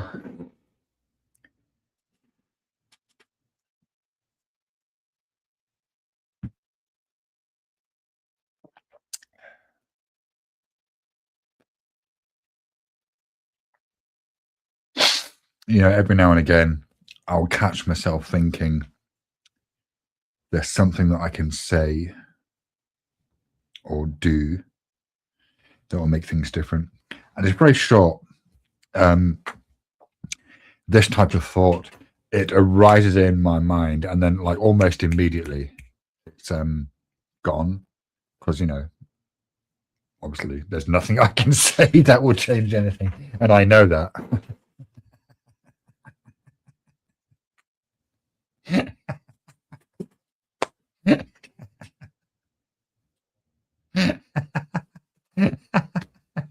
There is nothing I can do. There's nothing I can do.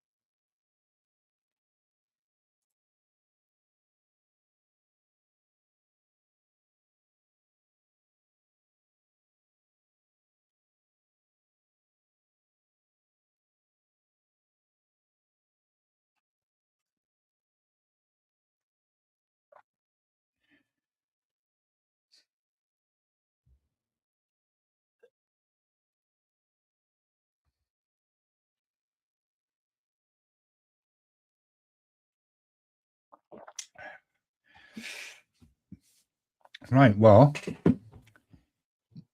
based on a quick Google search, stabbing yourself in the eye is unlikely to kill you. I mean, it will blind you in that eye. The danger is that whatever you're using to stab your eye with can enter the brain, right? I mean, is that a danger? That's a feature. However, you probably won't die but it depends upon where you hit in the brain. So if you hit higher in the brain, like up towards the top of your skull, that's where complex thoughts and emotions are apparently regulated. But the stuff that deals with like breathing and stuff is in the lower parts of the brain. So you'd want to angle the object into your eye and downwards, and then maybe wriggle it about a bit.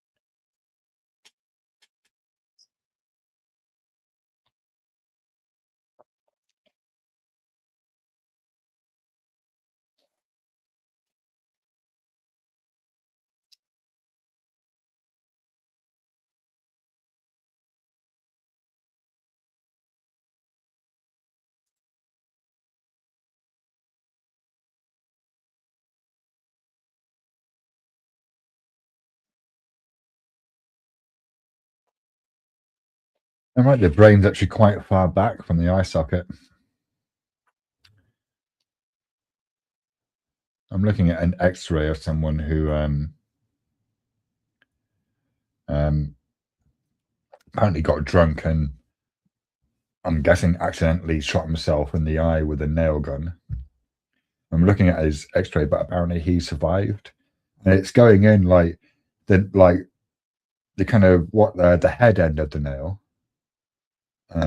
I'm guessing that's the flat end, right? That's like just poking out from his eye, like maybe a centimeter or two, and the nail goes all the way back almost to his ear, but it doesn't actually puncture his brain.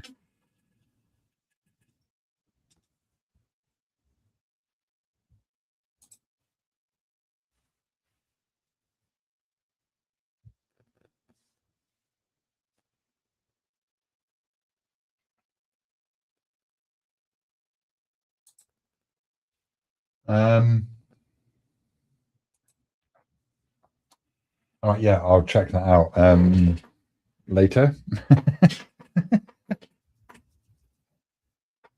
Yeah, but have a good one.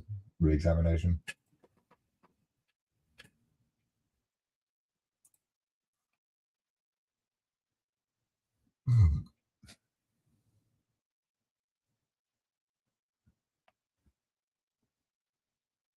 Yeah, no, I got that because I clicked play because I saw the title. I was like, oh, that says Andrew Wilson. Is that the right?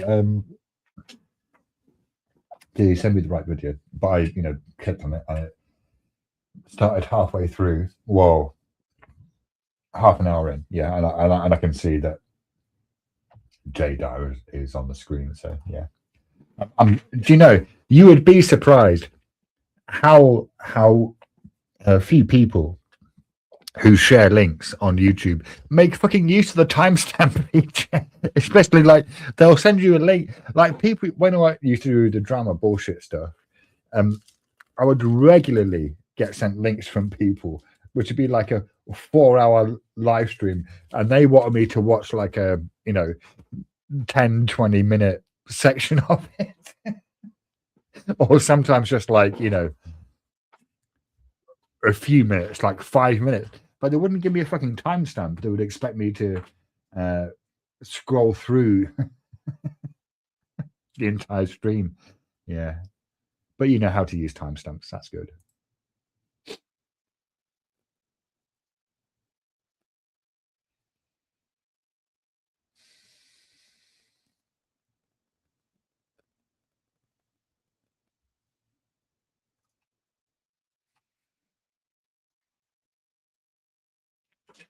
Now, just to be clear, in case you're worried that I'm about to start stabbing things into my eyes, given that's what I'm researching, no, I'm not about to do that. I mean, okay, no, back up.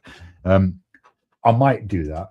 That's not why I'm researching it. The reason why I'm researching it is because when I'm in a really bad state, I often have the urge to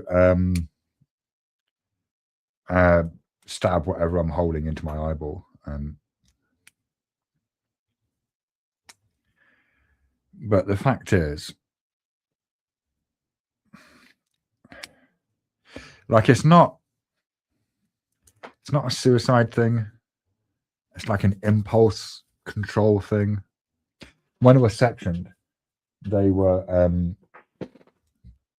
of course asking me about suicidal ideation. And I would say, I mean, I was honest with them because I'm kind of honest with everyone. So, I said to them, look, like it's not the suicidal thoughts that you need that are the danger thing, because I've been living with those for like decades. It's not making plans that's the danger thing, because I've been doing that for decades. No, the danger thing is impulse control. Like if the urge to stab something into my eye is strong enough, then I'm just going to do that, right? Like, because the urge is overwhelming. Should put the pens down.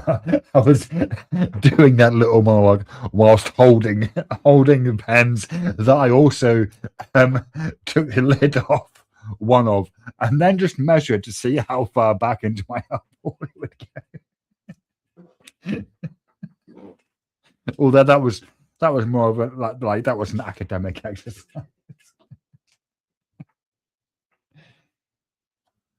Just to be, I'm not going to stab a pen into my. I'm not going to stab anything into my eyeballs. Hopefully, Well, I'm kind of sound, and I won't stab anything into my eyeballs. Um, it's kind of interesting that that's it's an interesting form of violence to wish upon oneself, like because it's kind of graphic.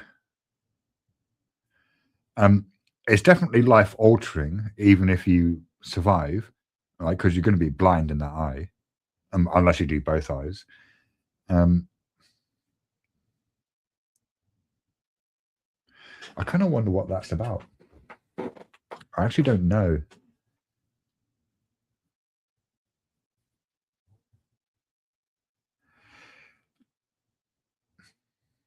Hmm. Because look, it's not a suicide thing, right? Because even I think I probably always knew that you could survive something going into your eye, right? Um, and generally, like when I think about suicide, stabbing something into your eyeball isn't something that I consider as being a viable method because people don't use that as a method.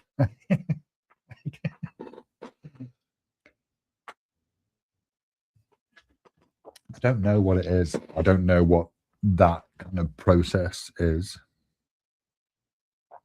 Maybe it's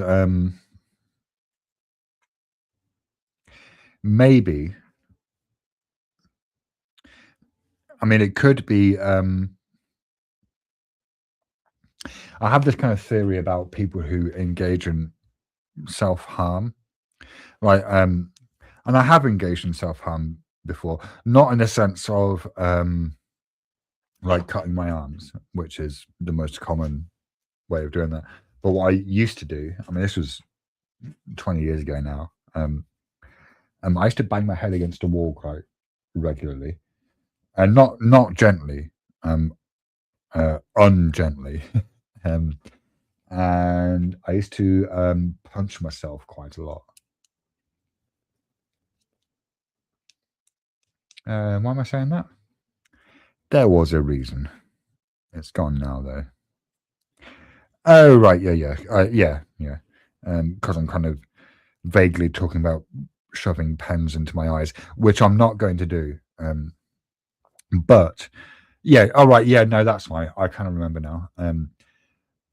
I never, I've been kind of aware of people engaging in self harm since I was a child because, when I was a teenager, when I was about 15, 14 or 15, I was locked up in this secure unit, and one of the other kids in there, who was maybe a year or two younger than I was, he would take a biro,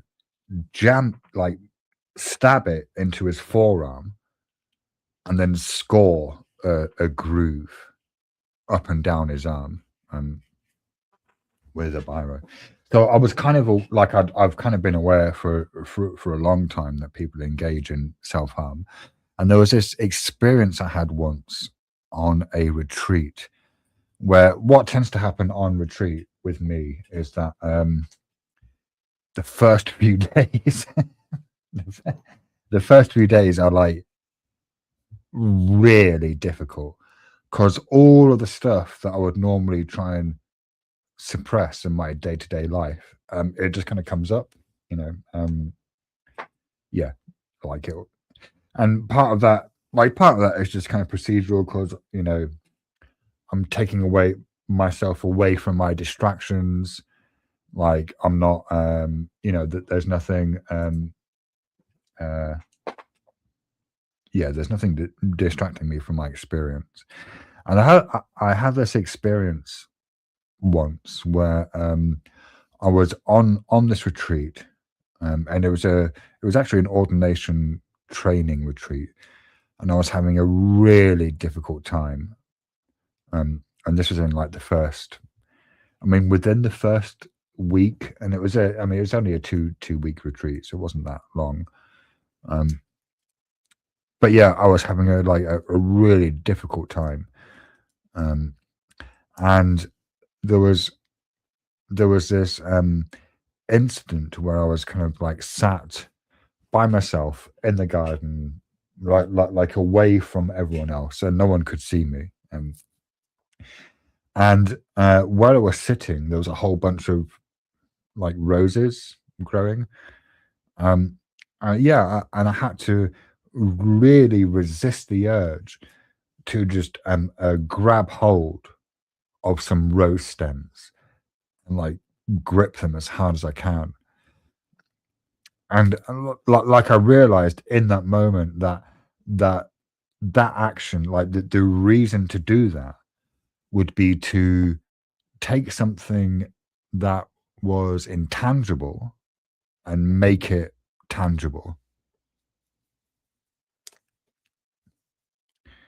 Like if I were to ever engage in self-harm, that's why I would do it. But I'm averse to pain, so you really don't need to worry about that. I don't even know why I was talking about that. Probably because it came up in my mind. That'll be why.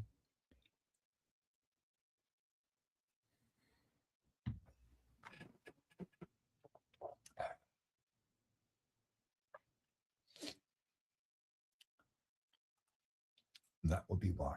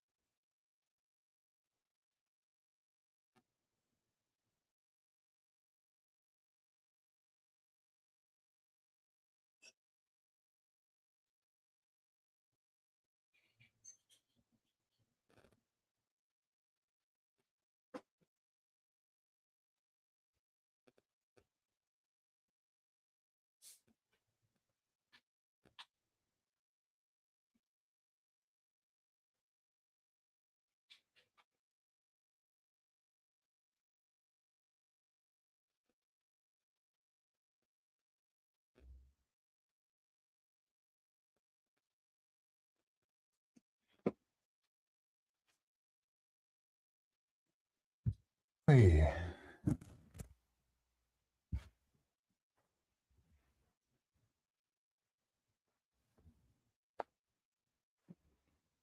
Oh man, I really want a cigarette. No vape just isn't doing it. But I mean, I was going to say, what are my options? I mean, I could always just buy some tobacco.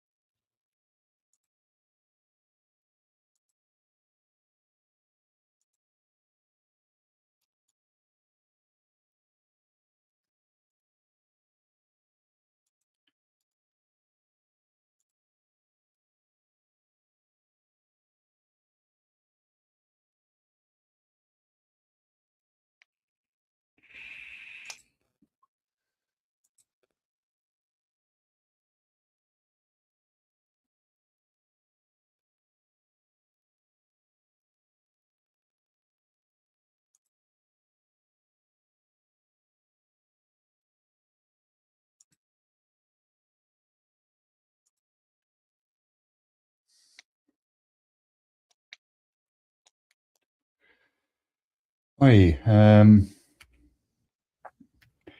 well, I don't know if anyone's watching anymore.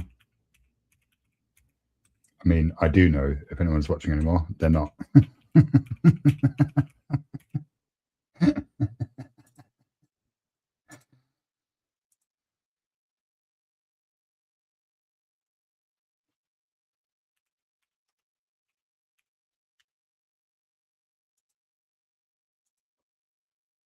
So I should probably wind this up.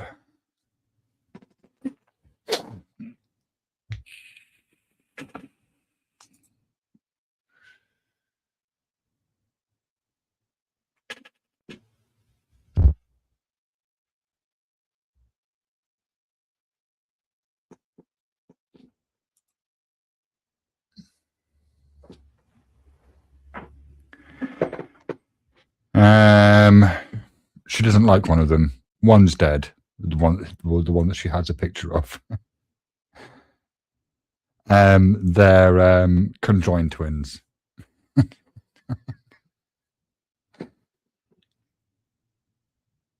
Mm.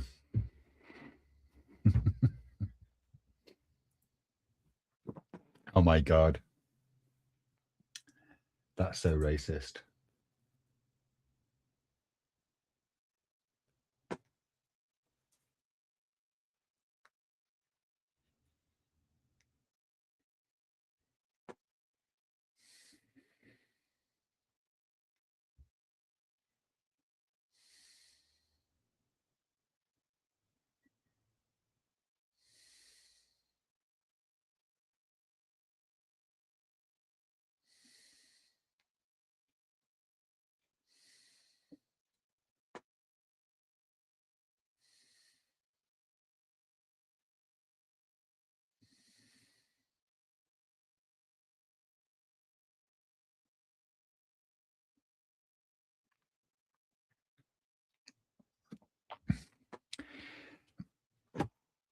I'm going to continue streaming. I should sort OBS out.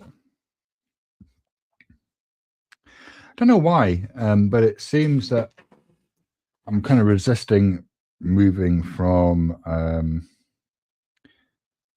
or I'm actually resisting moving from Talk Studio, even though I'm using StreamYard right now, to OBS.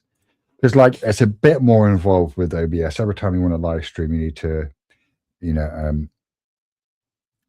like especially if you're doing it the way that I do it, you need to set up your links for like comments and chat and you just it's a bit more involved. Not much to. I mean, it's not difficult to be fair.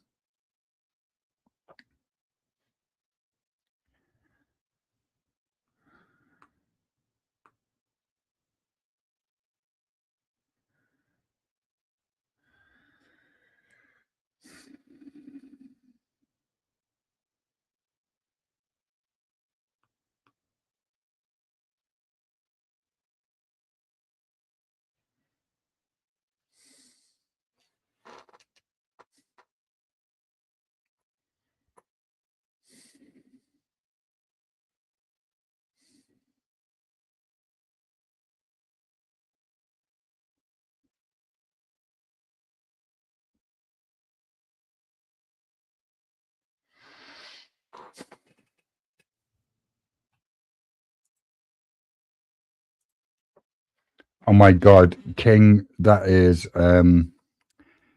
Tarquin worthy.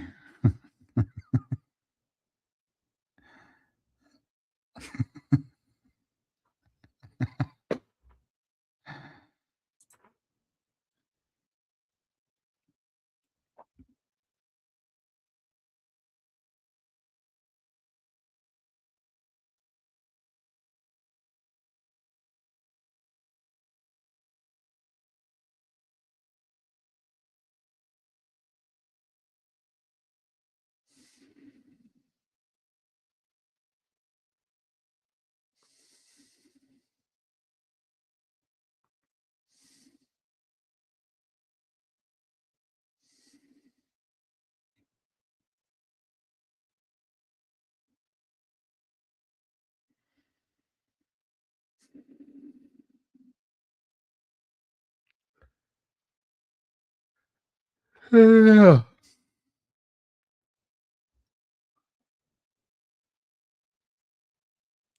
That was a yawn.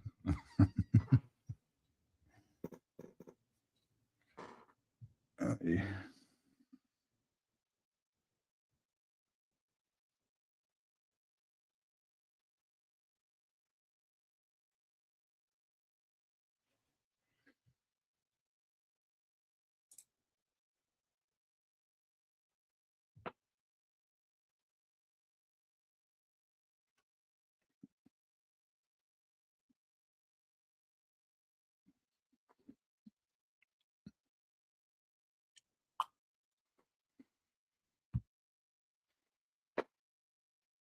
My word, it's only 3 o'clock in Los Angeles.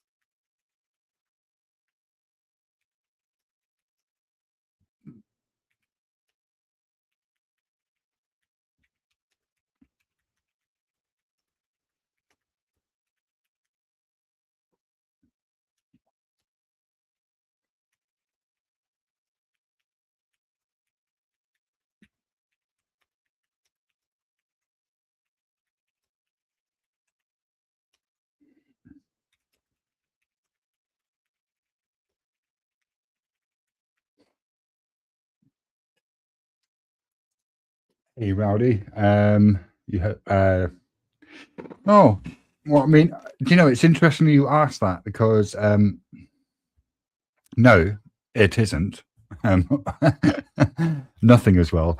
But it's like for the last 4 months, I've kind of been going through this weird thing where, like, initially, when people would say, you know, how are you doing, or I hope you're okay, or I hope everything's well, I was just gonna like try and avoid the question. Like, I might just say, if someone said, I like, how are you doing? Um, then I would answer yes, knowing that that's not an answer to the question that they were asking, but hoping that they would kind of pick up on the subtext.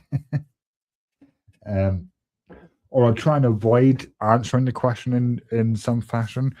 Whereas recently, what I've just kind of started doing is just being honest and saying, no, no, I'm not okay. Um, I might not be okay ever again. Yeah, it's been a weird one. Um, so no, all isn't well, but um, thank you for your kind consideration. I suppose yeah, that's something I'm having to learn how to navigate, how to be honest whilst also honoring the intentions of whoever is speaking to me. Yeah.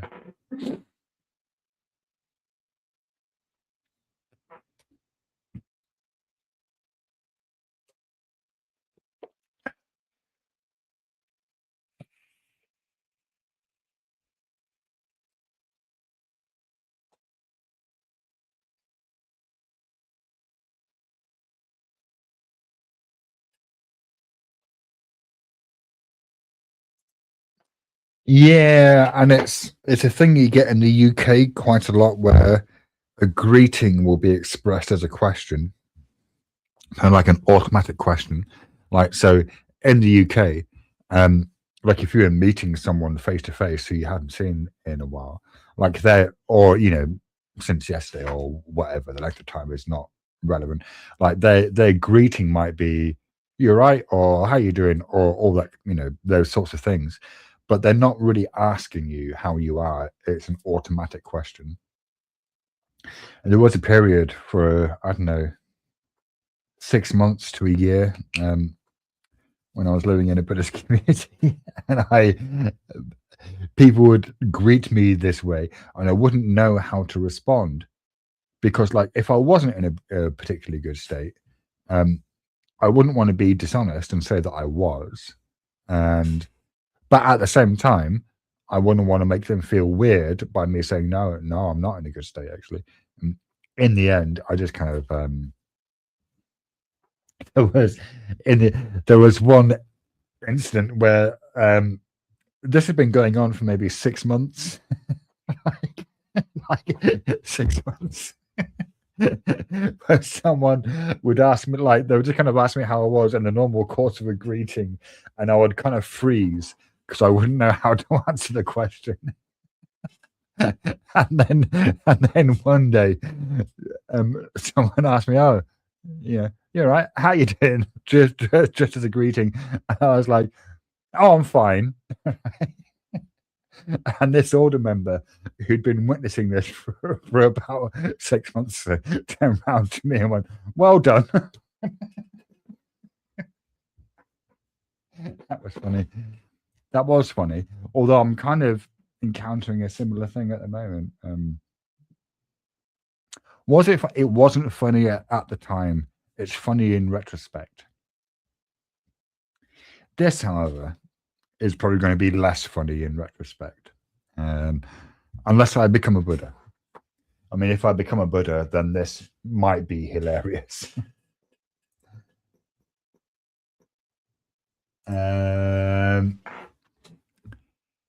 No, I mean, the only acceptable answer isn't good.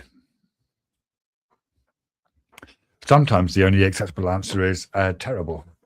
I'm doing terribly.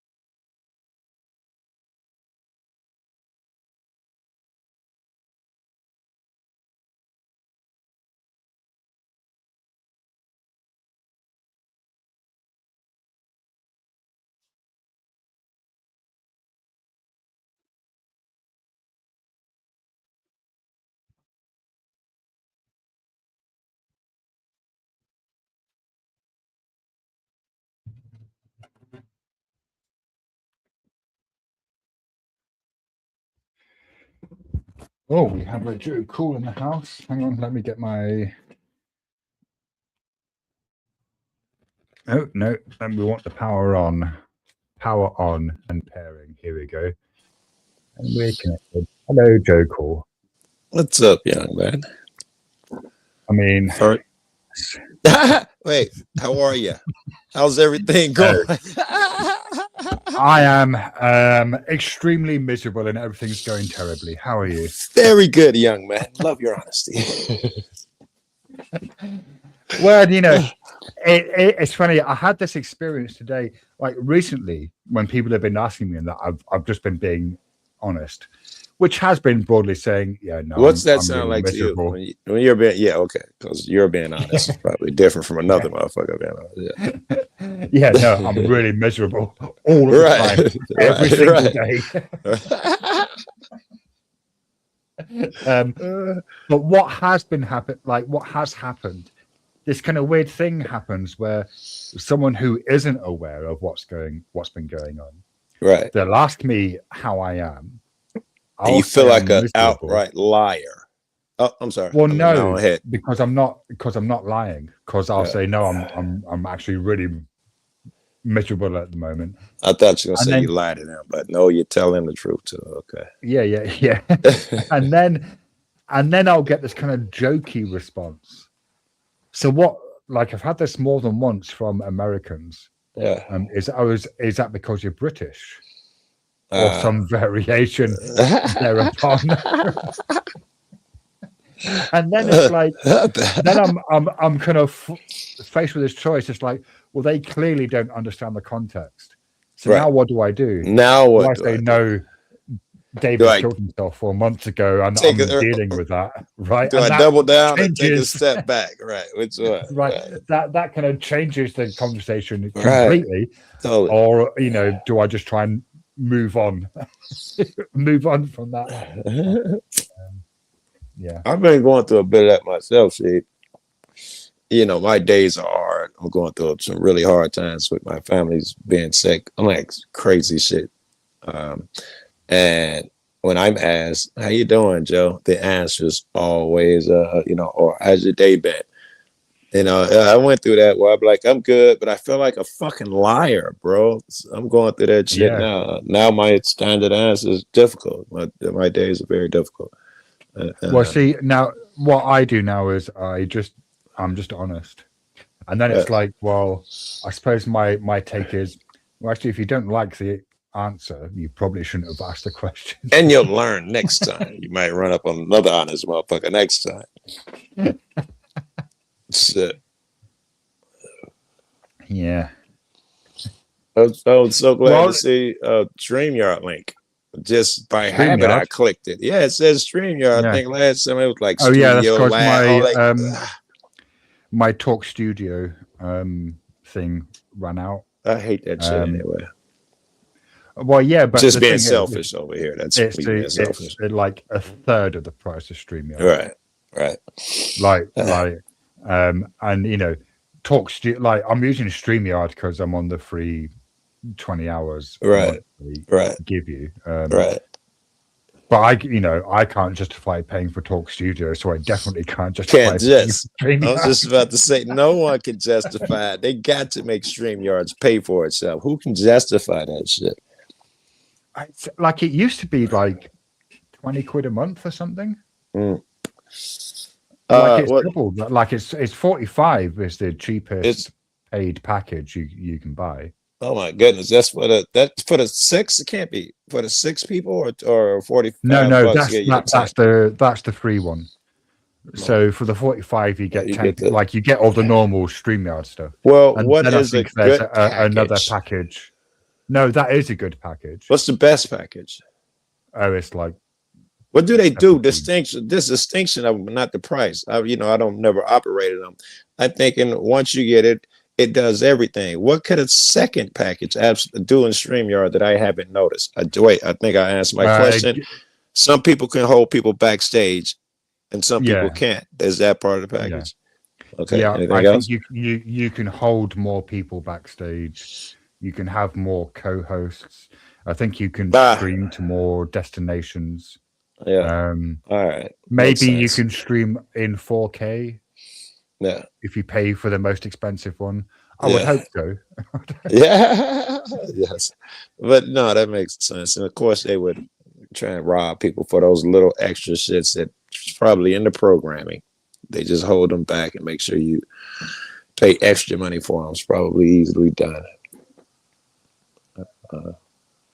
That's fucking something I wanted to ask you about. I forgot. It took so long to find my fucking headphones in my phone. I forgot what the fuck I was gonna ask you.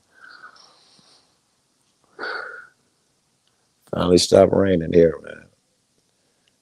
Oh, has it been? Oh, I know it was some heavy shit. Now, I don't remember the question, but I do remember something. I've been talking about some on panel. I saw you, and I want to put it on your mind.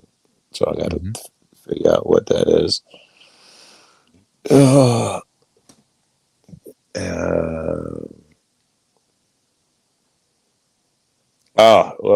couple things, I guess. One thing we're talking about. Oh, God, I don't even know this chick name. This is too Marilyn. hard.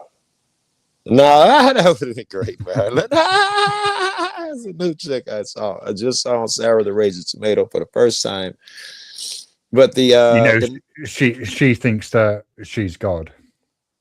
Well, she is. Is she?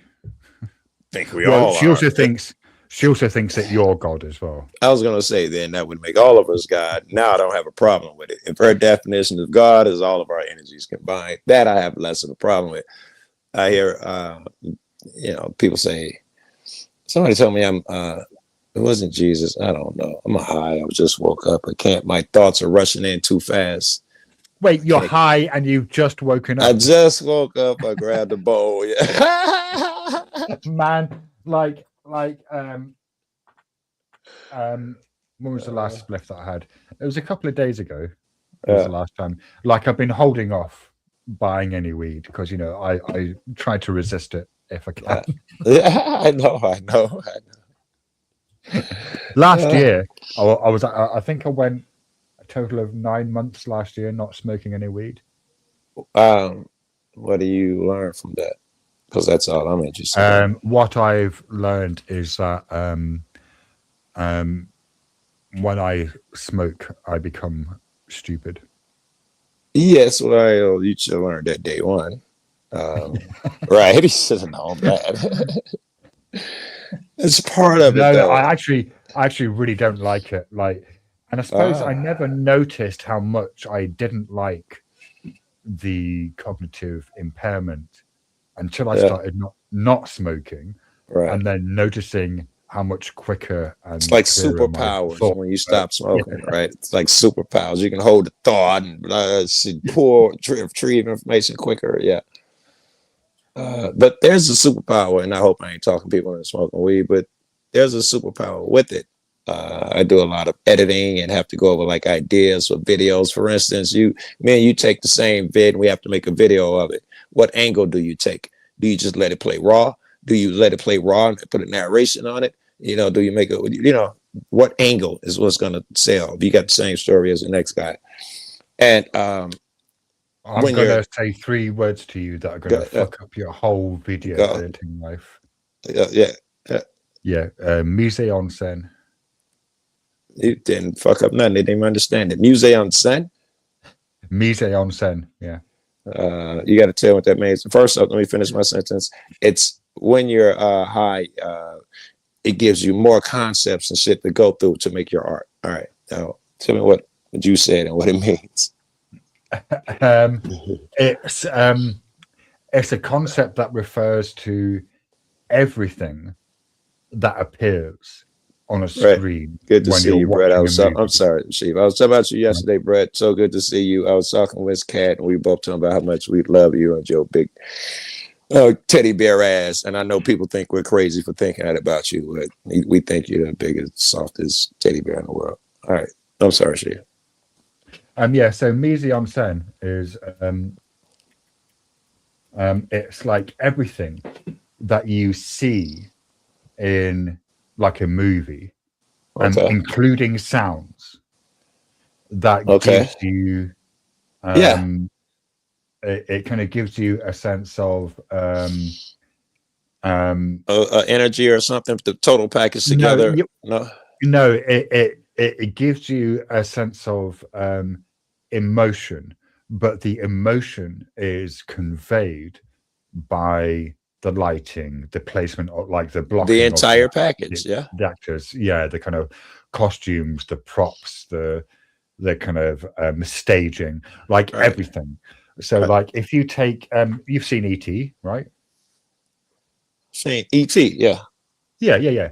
So the reason why I'm mentioning E.T. is because when I was in university and we were discussing mise en scène. I'm sorry, I'm getting a call, Steve. I know it's just us. Well, hold on, it's my sister.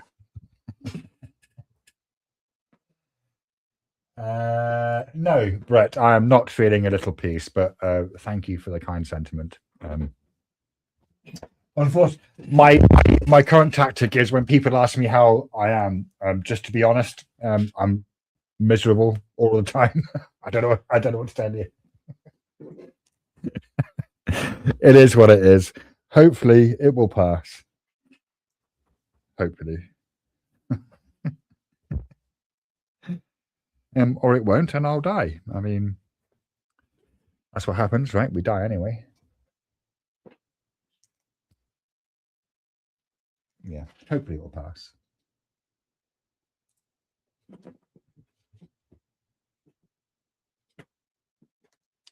But I mean, I suppose I've never experienced someone close to me committing suicide before. So, like, whilst I have experienced someone close to me dying before, that was actually due to natural causes.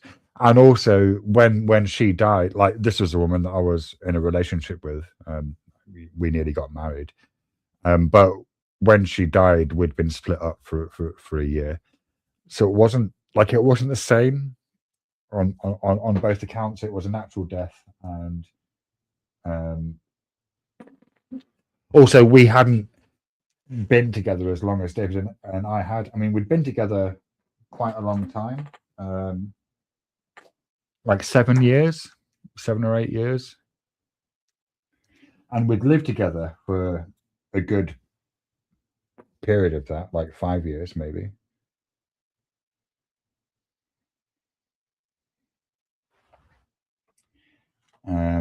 But still, I suppose 5 years, 25 years compared to 5 years, that's like 5 times the length of time, right? So I suppose it would stand to reason that David's death would affect me more just on that basis alone, like without factoring into the that it was self-inflicted.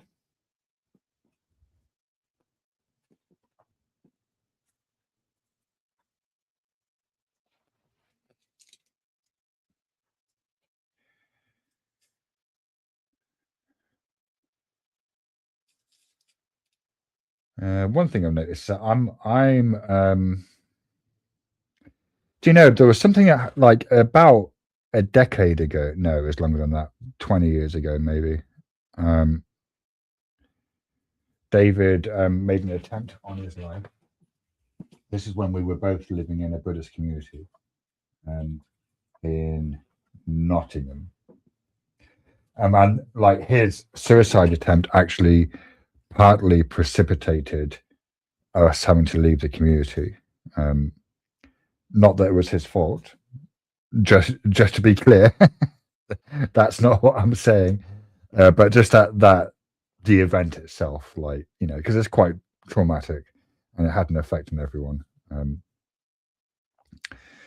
But oh shit, why am I saying that? I'd ask Joe call why am I saying that, but he's on a phone call,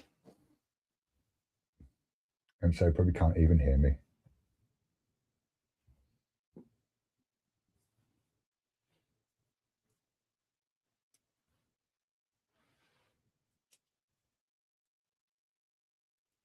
Oh man, do you know what's weird? I was going to say, in the daytime is when I tend to want weed, and in the nighttime is when I tend to want tobacco, which is broadly true, and I'm not entirely sure why that is, except when I'm in an intense emotional state and it seems like I'm just going to go mental. Then all right, let's the try this again. Seem to matter. Oh, hello, you're back. Yes, and that was one of those moments. That was a call about my brother who was very sick. That's one of them moments that we came in talking about. All right, me trying to focus. Do you have any idea? Marwan Khan or something? The all. That's what he was talking about. The all of the movie. It causes a certain emotional effect on you. Where were you going with that? The what now? Moncon mints. I don't know. You said a 3-syllable word, and you was just telling me how. Mise onsen. Yeah, there you go. It's a film. It's a filmmaking term. So you remember the movie E.T.? Yeah, Yeah, and the reason why I'm bringing up because it for this was is successful at because bringing that certain emotion out of people. Yeah. no, this was Damn the it, film I that ain't was got one right referenced. yet. This was the film that was referenced on my university course when we were discussing mise en scène, and so the tutor played us the first scene of E.T. Right, and then the Okay. first scene of E.T. is when the agents, the government agents, are searching the woods for the fallen spaceship. Right, Right. like that's the very first scene, but Right. it's like the way it's set up. It's kind of very darkly lit. You've got I this ominous remember they're music. walking through the Yeah, dark, the yeah. tall grass and all that shit. But also the camera is low down, With the which grass, yeah. makes them more threatening. But Imposing, also, yeah. yeah. But also they're in the middle ground, so you're seeing them with a layer of kind of trees and foliage that they're walking behind. Right. Agree. Like, and all this stuff, the kind of lighting, the music, the All right. blocking, like we were tasked with describing the emotional intent of the scene based on the mise en scène, like the kind of Okay. combination of Yes. sounds and visuals. Wait. Museum scene. Yeah, Is that words put together? I'm trying to see. I remember this. I gave up. yeah. 'Cause I was- It's MISE dash EN dash SCENE with the in the last word, the first E has a shit, I forget what it's called, but it's the backward slanting accent. yeah. So it makes that E sound a kind of sound. So Yeah. it's mise en scène. Right? Yeah. You forgot the name of the punctuation too, but I'm trying to find some shortcut to lock it in my head. MISEEN scene. SC. Scene. All right. Very good. My scene. Anyway, that's irrelevant. So yeah. Well, this was all about. I said I like. It's not irrelevant because the next time you go to edit your video, you'll remember that the last conversation you had with me was me saying, you know what, the next time you go to edit your video, you're going to be thinking about mise en scène. I have what I need. You gave me the skill, the word I don't need. I have what I need. I don't need that word no more. I got the system, right? And it's something I think about all the time. Why? Because this is where we started this. Why is it that you think it's not a good idea, or maybe you're about to say it is a good idea to smoke weed when you're producing a Maya scene? It's a bad idea for me to smoke weed when I'm doing any sort of creative work. Yeah, really, you just can't write behind it. You shouldn't be trying to find intelligent words, but the mood, yes. Right, but like to me, editing is the same as writing. Like the same degree of fastidiousness is required. Like the same attention to detail. And I can, like, when I'm writing, I will obsess over a sentence. Yeah, that doesn't help. You really need to just go and let it out and do a first draft. That obsessing over a sentence or a word will fucking take forever if you let your ADD get to you. Right, but once you've written the first draft, yes, you should just write the first draft and then write it. And then there's a kind of process of refinement. Yes. Like where you're continuously rewriting. I'm about to say, if you're anything like me, you've ended up rewriting the fucker with that refinement process. Yes. Yeah. And I don't mind throwing shit out. I feel proud. And shit I've worked hours or days on. If I have a better idea, I don't give a fuck about throwing it out in a heartbeat. If I feel like the new idea is better, I'll throw it out in a heartbeat. You've got to be able to let go of your children. Yeah. Like so when I'm writing, what I will find is that once I start ruthlessly cutting, stuff that I think is good, but doesn't necessarily progress the story, I understand. then my writing is much better, and it's much I think for me that's much more obvious with fiction than with essays. I was write a lot of fiction and shit, so keep talking. I was writing a novel before, a fiction novel before I started doing this. It's pretty good. So. Well, you know I write, right? I don't think I did. I know you draw. I don't think I know you write. No, I probably write better than I draw. Oh, that wouldn't be hard, though, Steve. I'll put a link to my Substack in the chat. Now, to be fair,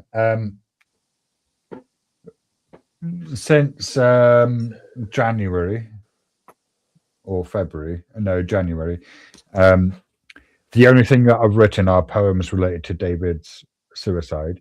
But before that, like from December kind of backward, there's like stories and essays and yes, bits of verse and whatnot. So the last like piece of writing that I actually wrote it in the summer. Wrote it last year in the summer, but I only published it at the end of December. It's a short story about an artist who is on trial for destroying one of his own paintings. I'm sorry, I'm subbing your Substack, and yeah, I didn't know I was gonna have to do all this. I did it on another phone. I don't like to put apps on this phone. This is my business phone, but I'm here now. Okay. It might come up with a pop-up saying enter your email. You don't need to do that. Just already did. I was wanted you to have it anyway, but they already emailed them. Yeah, I was make sure you had it. Say, I got another interruption. I'm sorry, Steve. I'll be back. Yeah.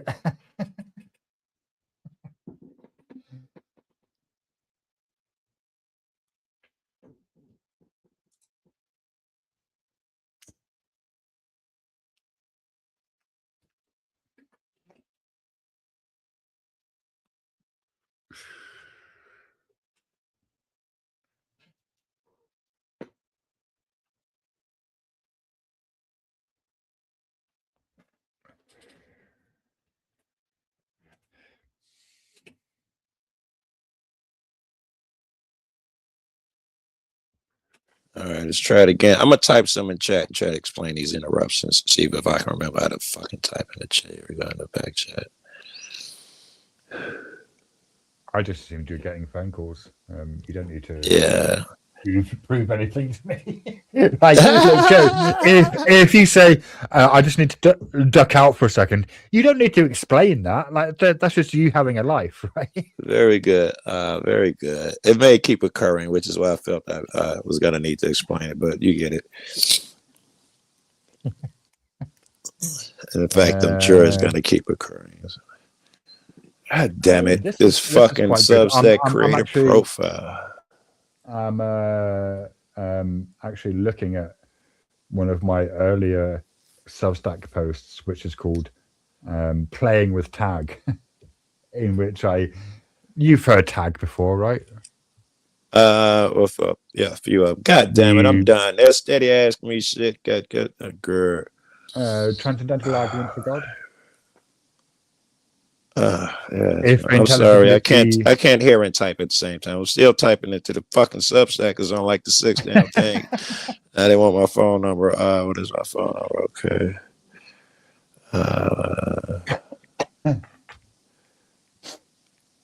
Okay.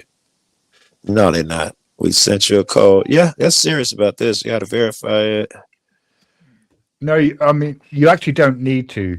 When you go to Substack, it pops up a window saying enter your email here. But I think you can just click on like X out of that window, and then you can just access the Substack. Oh my you don't God. You don't need. I think I made it there. Called choose your interest. I'm not. Fuck you. I'm not gonna do it. I'm on Substack. Fuck you. I'm mad. It just made me mad. Fuck you. Fuck you. Fuck you. Does this happen Look at, always when I don't even know who you're you introduced fucking to a are. new website?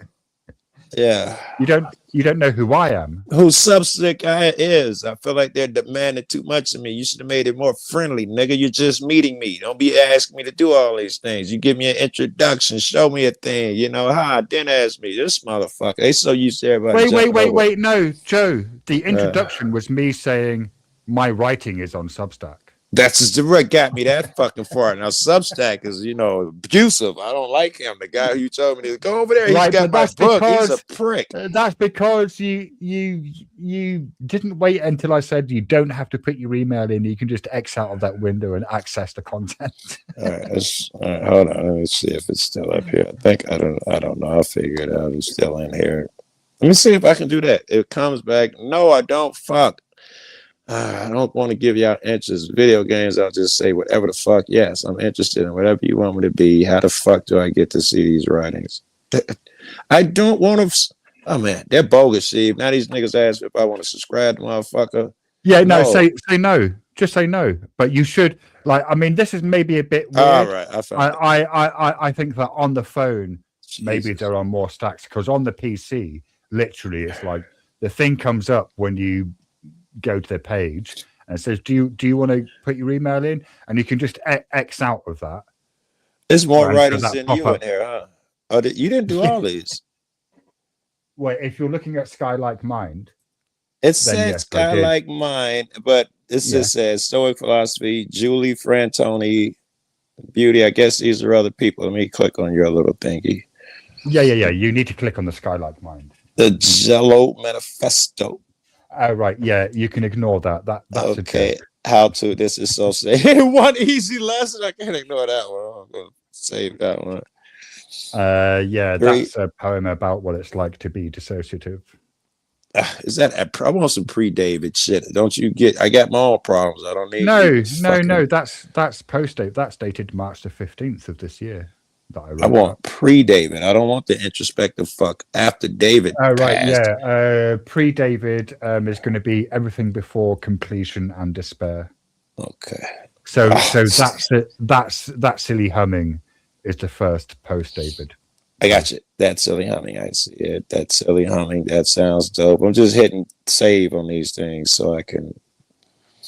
Completion and despair sounds dope. All right. Why don't you do your buddy a favor and you read one of these in a little bit? I didn't set the phone down. Why don't you? Is that something you can do? Or I want to hear some of your writing. It ain't got to be one of those. I just did all that so I can hear your writing. Sure. Okay. If you could read something you wrote. All right. I'm going to read you How to Dissociate in One Easy Lesson. Okay. Yeah. How to dissociate in one easy lesson. Step 1.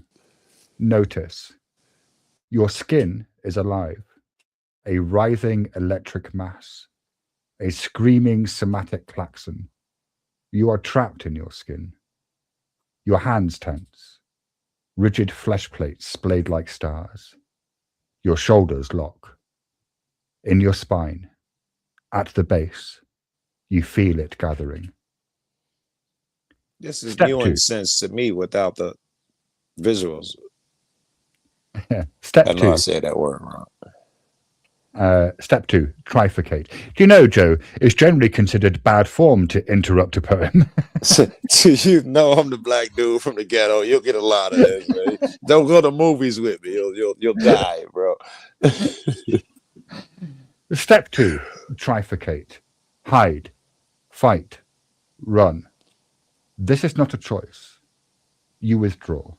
All right, I gotta pause again. I gotta pause you. See, this is great. When you were gonna read it, no. How long?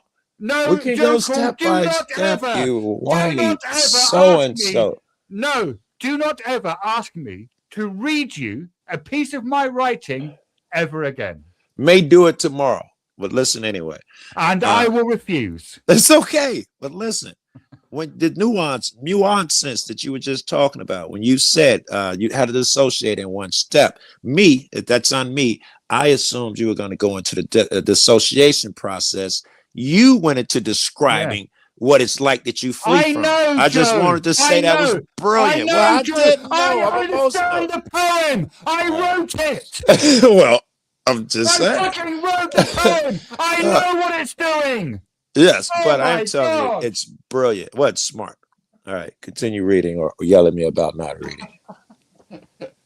I know what the That was I brilliant. That know was it pretty says. cool, right? I know it says how to dissociate in one easy lesson and then doesn't give you instructions. I'm aware of that. And it paints the pictures, tying you up. It's constricting you in your skin and your tight, structured skin, right? I didn't see that coming. I think that's good writing.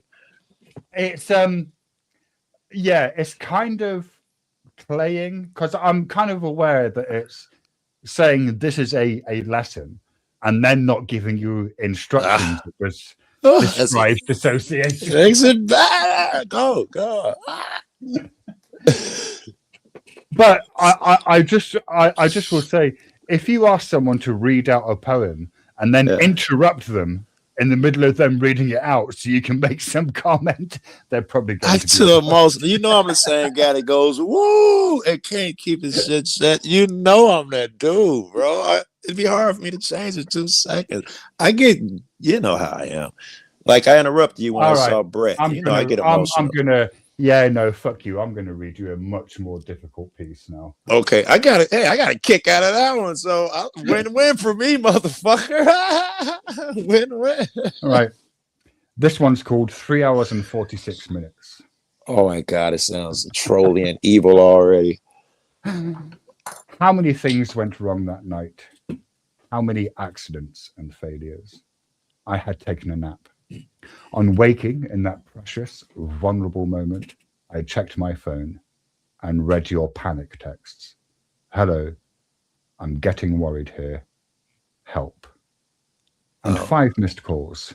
The first error. I called you and came downstairs, by which time helplessness had me in its grip. I was agitated. You were agitated. I was angry and made you take medication. The last thing you said to me was, I'm going to get some bananas. The last thing I said to you was, leave it until tomorrow. I didn't hear you leave the house. I didn't notice your absence for 10 minutes. I couldn't find my phone. I thought you had taken it. I texted you at 5:59 from WhatsApp on my PC. I rang you at 6 o'clock. I texted you at 6:01. Did you take my phone? I rang you at 6:01. I texted you at 6:02, threatening to call the police. I rang you. I rang you. I rang you. When the line disconnected, I would ring again and again and again. After 16 minutes, I decided to call the police. You can't do that on a computer. I tried to find a phone box. Is that true? Yes. They don't exist anymore. It took me 20 minutes to walk to the train station, the pain doubling a 10-minute walk. I had to use a staff phone to make the call.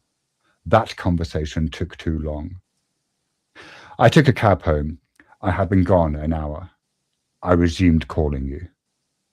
3 minutes later, I saw a flashing light in the waste paper basket under my desk. My phone had fallen in there. It was the officer thinking he had reached you because I had told them you had taken my phone. 6 minutes later, I rang you, and I rang you again and again and again. The call ceased at 9:45 p.m. when the officer came round. I'm afraid I have bad news. Would you like to sit down? We found David. I'm afraid he's deceased. 3 hours and 46 minutes. Brilliant. Not another word. That's the perfect ending. Brilliant. Fucking brilliant. If I'm like super critical, I might have took out about 6 words. It would have made it run faster early in the beginning. It was really really good. The aim isn't to make it run fast. The aim is to create that more sense. No, the aim is to share the The energy, I called it energy, and you said no the very first time. It is the energy. It created an energy. It created an emotion. Oh, I'm calling it an energy. It created it. Emotion. I think both will do. I like emotion. Emotion will do. But it's more an emotion because it creates the anxiety and all of that shit too when done right. I don't know. Maybe that's still All right. emotion. Do you want something? Do you want something? That was really good. Yeah, I Well, want something else. Well, something else. yeah, I mean that was Yeah. good. All right. Okay. Yeah. I All right. didn't This is want that something. because I'm going through it and you're going through it, but I feel Yeah. it added to my. This was something I published. Oh, well, in fact, I published it on my birthday a year ago. Perfect. So this is from last year. It's called. It's quite short. It's called The Little Green Book. Okay. There is a little green book on my desk. I like this book. It is a collection of lesser-known Sherlock Holmes stories. I say it is little, but it is over 1,000 pages long, a tome in disguise. Each page is a double column layout with teeny tiny words made of teeny tiny letters. I no longer have the dust cover. Its fabric-coated cardboard cover is a dark olive green, and it bears upon it, imprinted in gold, the letters S.H. They lend the book some class. I wonder, if I were to magically erase the ink on the pages, would it still be the same book? And if I could replace the missing ink with different words, would it now be a different book? What if I don't magically erase and rewrite the book, but instead, in a mundane fashion, tear pages out one by one? Is it still the same book after one page has been torn out? 2? 50? 475? At what point does it stop being the same book? If I tear all of the pages out of the little green book, leaving only the covers, is it still the same book? Is it a book at all? My book is green. When I refer to it, I refer to the green book. It's almost a proper noun, the green book, capitalized. Except the book isn't green. Not really. Its pages are off-white, the color of bleached bone. Except that's not really true either. The pages are covered in black ink.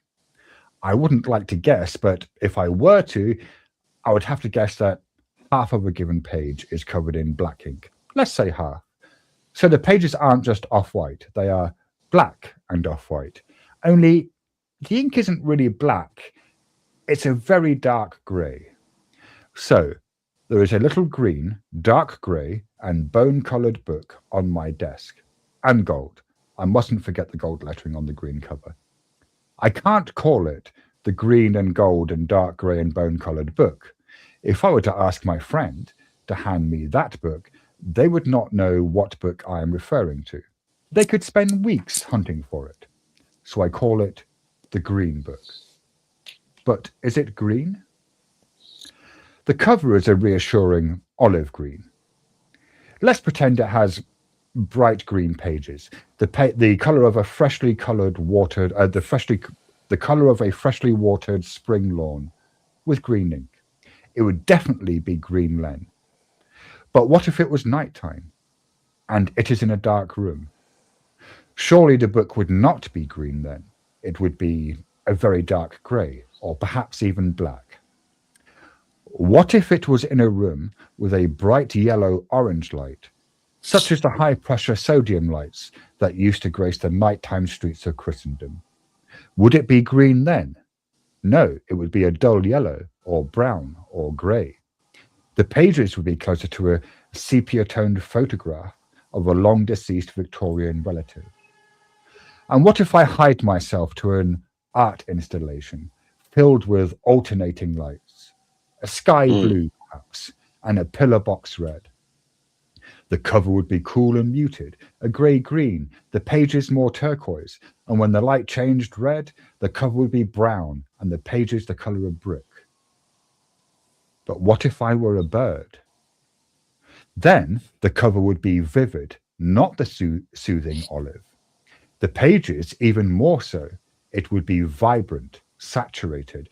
The bird may even detect colors I cannot perceive. If I were a bee, the cover would appear washed out, maybe as if the book had been left on the windowsill too long, hinting at the possibility of bitter, verdant fruit. But the pages, oh, they would sing to the bee, like the secret markings on flowers, pointing the way to nectar. How green is my little green book?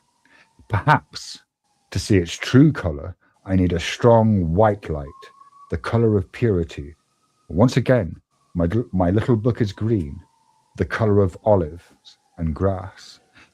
But the book is not green. It cannot be green. According to the brightest scientific minds, I see the reflected light. The green that invades my eye, that my mind interprets, is what the book is not. It is the book, it is the color the book rejects. My little green book, it is every color except green. There is a little green book on my desk that is not green. The letters imprinted on the fabric-colored cardboard cover are not gold. Its pages are not an off-white bleached bone. The ink is not dark grey. I like my little green book. So what do we think? What do we think about that? Obviously, it's like it's Dad's hammer, right? It's got that working for it, where when does it become no longer the book? But what's more interesting is no matter, the more, let's just say no matter, the more you try to describe it, the further you get away from it. That's what was really interesting. And the longer it went on, the more better it made it because of that topic.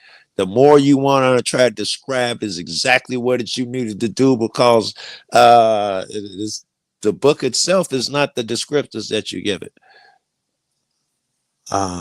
Yeah, I mean, I think for me, it's quite a short piece, but like for me, it's about identity.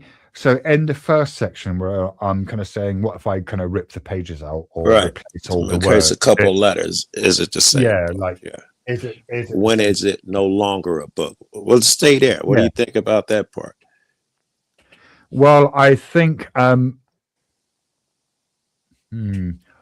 as when does it no longer become the book? Every single moment. Every single moment. It's a different book. It's a different book every moment. Okay, that's what you were saying. It's a different book every moment. Here's why, right? Because light. Okay, before we get on to light, will you agree that if an object contains more stuff than it used to, then it becomes a different object? Yes. Great. Well, wait. I don't want to get too technical. I want to stay in the spirit of the question, but if it's literally just a box or something, doesn't make it a different object. But if the stuff, which I assume you was talking, becomes part of the object, then yes, it's a different object. Right. Yeah. Similarly, if you were to, if you had a box and you were to take one of the flaps off, right, the object would be different, right? Because it would be less mass. Right, yes. Right. So the first part of that piece is kind of addressing that sort of like the ship of Theseus sort of question. Like the hammer. My daddy's hammer.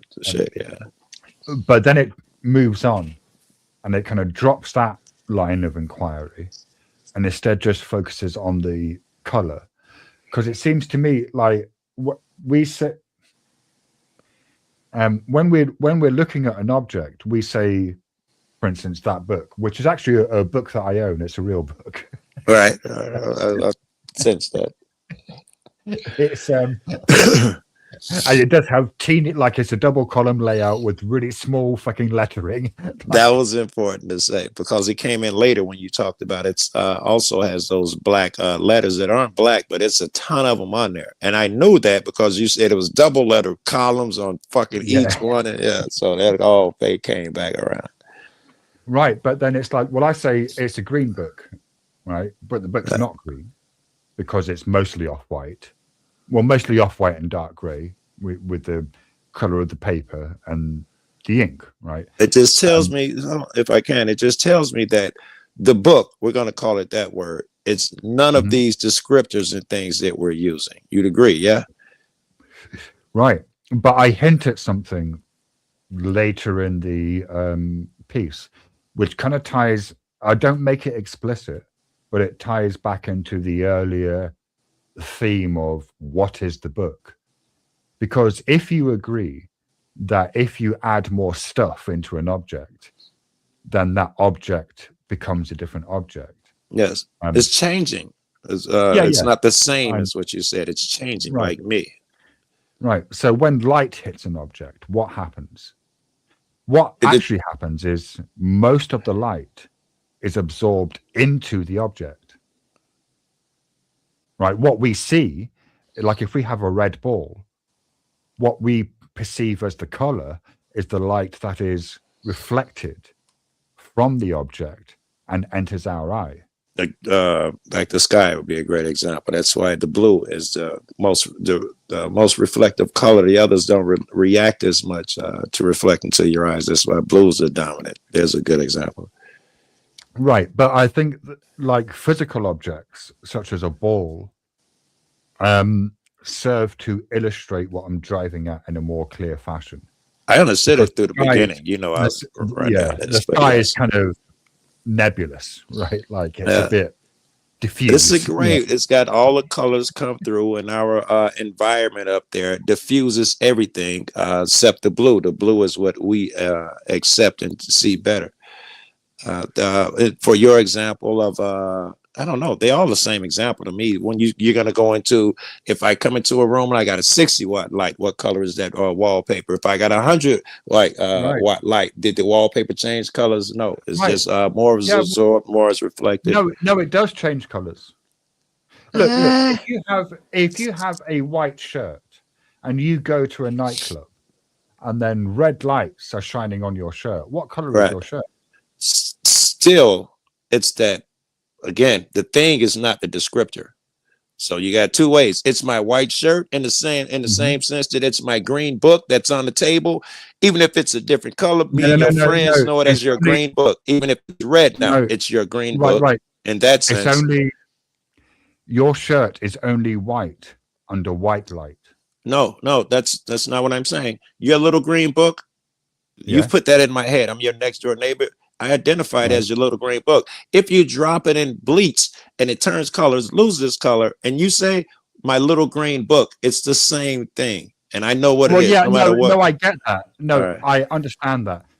This piece isn't really addressing the labels that we apply to things. It's addressing the things themselves. This is what I'm trying to get you to go, because I got an argument here. The labels, the thing itself can't be quantified. All those soft sit fucks that you and cats like you hate so much, they have an argument suddenly. They're trying to tell them you are this book. They are saying I am not. Wait. I've never called a soft sit a book. I don't know. I was throwing you in, trying to Martin Bailey and push you around a little bit to stoke your fire. I have no idea, but you know. I don't remember one sound sick conversation, but I mean, it seems to me that if you have an object that is, say, red when it's under a white light, and then you take that object into a blue light, then the object is now purple. Yes, which is what a label does not. It fails to say what the object is. The labels are just descriptors, and they may be temporary to identify the same thing. They may be changing to identify the same thing. The thing itself is something other than the red shirt. The red has nothing to do with it. And I imagine we could break down shirt at some point too. Oh yeah, we can definitely break down shirt. If you what is a shirt? Right.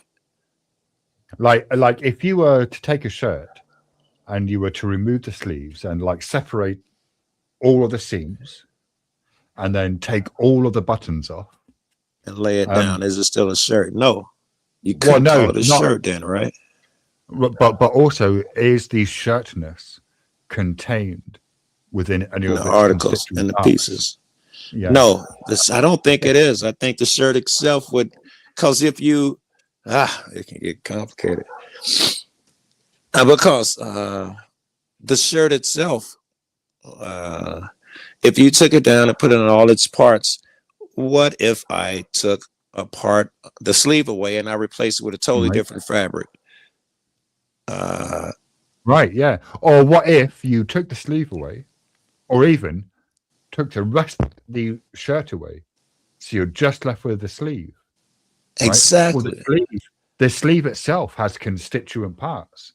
So if you break the sleeve down to its constituent parts, Yes. is the sleeveness contained in any of those constituent parts? Right. Let alone the It's- shirtness. So that makes me think that every particle is for all things. We can't call it a sleeve because that same particle could also be a car, a coat, a tractor next. So it looks like No. no. No, Tell me no, why. that's It not, looks that's not what that implies at all. I think that what it implies is that things don't have an intrinsic identity, which is not to say that things don't exist. Like, it's not to say that trees are elephants, right? Like, trees are trees and elephants are elephants. But the kind of treeness, like a tree doesn't have intrinsic treeness. yes. I think you Right. just repeated. You said no, and now you're repeating what I'm saying. The pieces Eh, that no, make no, up no. that tree could make up a bush or a log No, at another no, time and place. No, we are saying So they very have no treeness. Go ahead. No, we are saying very different things. All right. I'm saying that treeness also has the ness of every other object under the sun. It looks like that's where Right. this goes. Right. No, I think if you were to make that claim would need to be justified. Well, I'm like down, me. but I want to hit yours first. We could chase it. Well, that's not my claim. It's I'm not mine. And I claiming- want to chase mine, right. and that's my claim. But I wanted you to go Right. first. I want to hit yours, but I'll certainly chase mine My because I claim want to. is that identity is an illusion. So it's something that we project onto the world rather than something that exists in Something the world. that is. All right. Right. Identity. That's not the same thing as saying that chairs, for example, don't exist. Like, I'm sitting on a chair, right? Right. But there's something in the chair that makes it a chair. Right. There's nothing intrinsic within the chair to say this is chairness. But that's not the same thing as saying this chair could be the lamp on my desk. I disagree. But let's stay with what you're saying. Don't go to what I'm saying yet. Well, what you're talking about seems to be much more along the lines of mereological nihilism. I don't know what mereological nihilism. I don't feel like Googling. So. It's the kind of view that there are no objects. I'm talking about literally, physically, the same atom that made your shirt, if we went in that direction, could be also, or could have been made to a chair or other things. Yeah. Okay. It could have been. So we can assuming- never call it a chair. Wait, and if no, we do call no. it a chair, we must call it everything else. That's Right. where I was Okay. going. Let's assume that for the purposes of this argument, that all chairs are made out of wood and all chairs are made out of cotton. Right. Okay. So for an individual atom that makes it into a cotton molecule, Right. like that atom could have made it into a wood molecule, assuming there are atoms that are the same in both molecule chains, right? Right. But that's not the same thing as saying that once an atom has formed part of a molecule chain that forms cotton, Yeah. that can somehow become wood.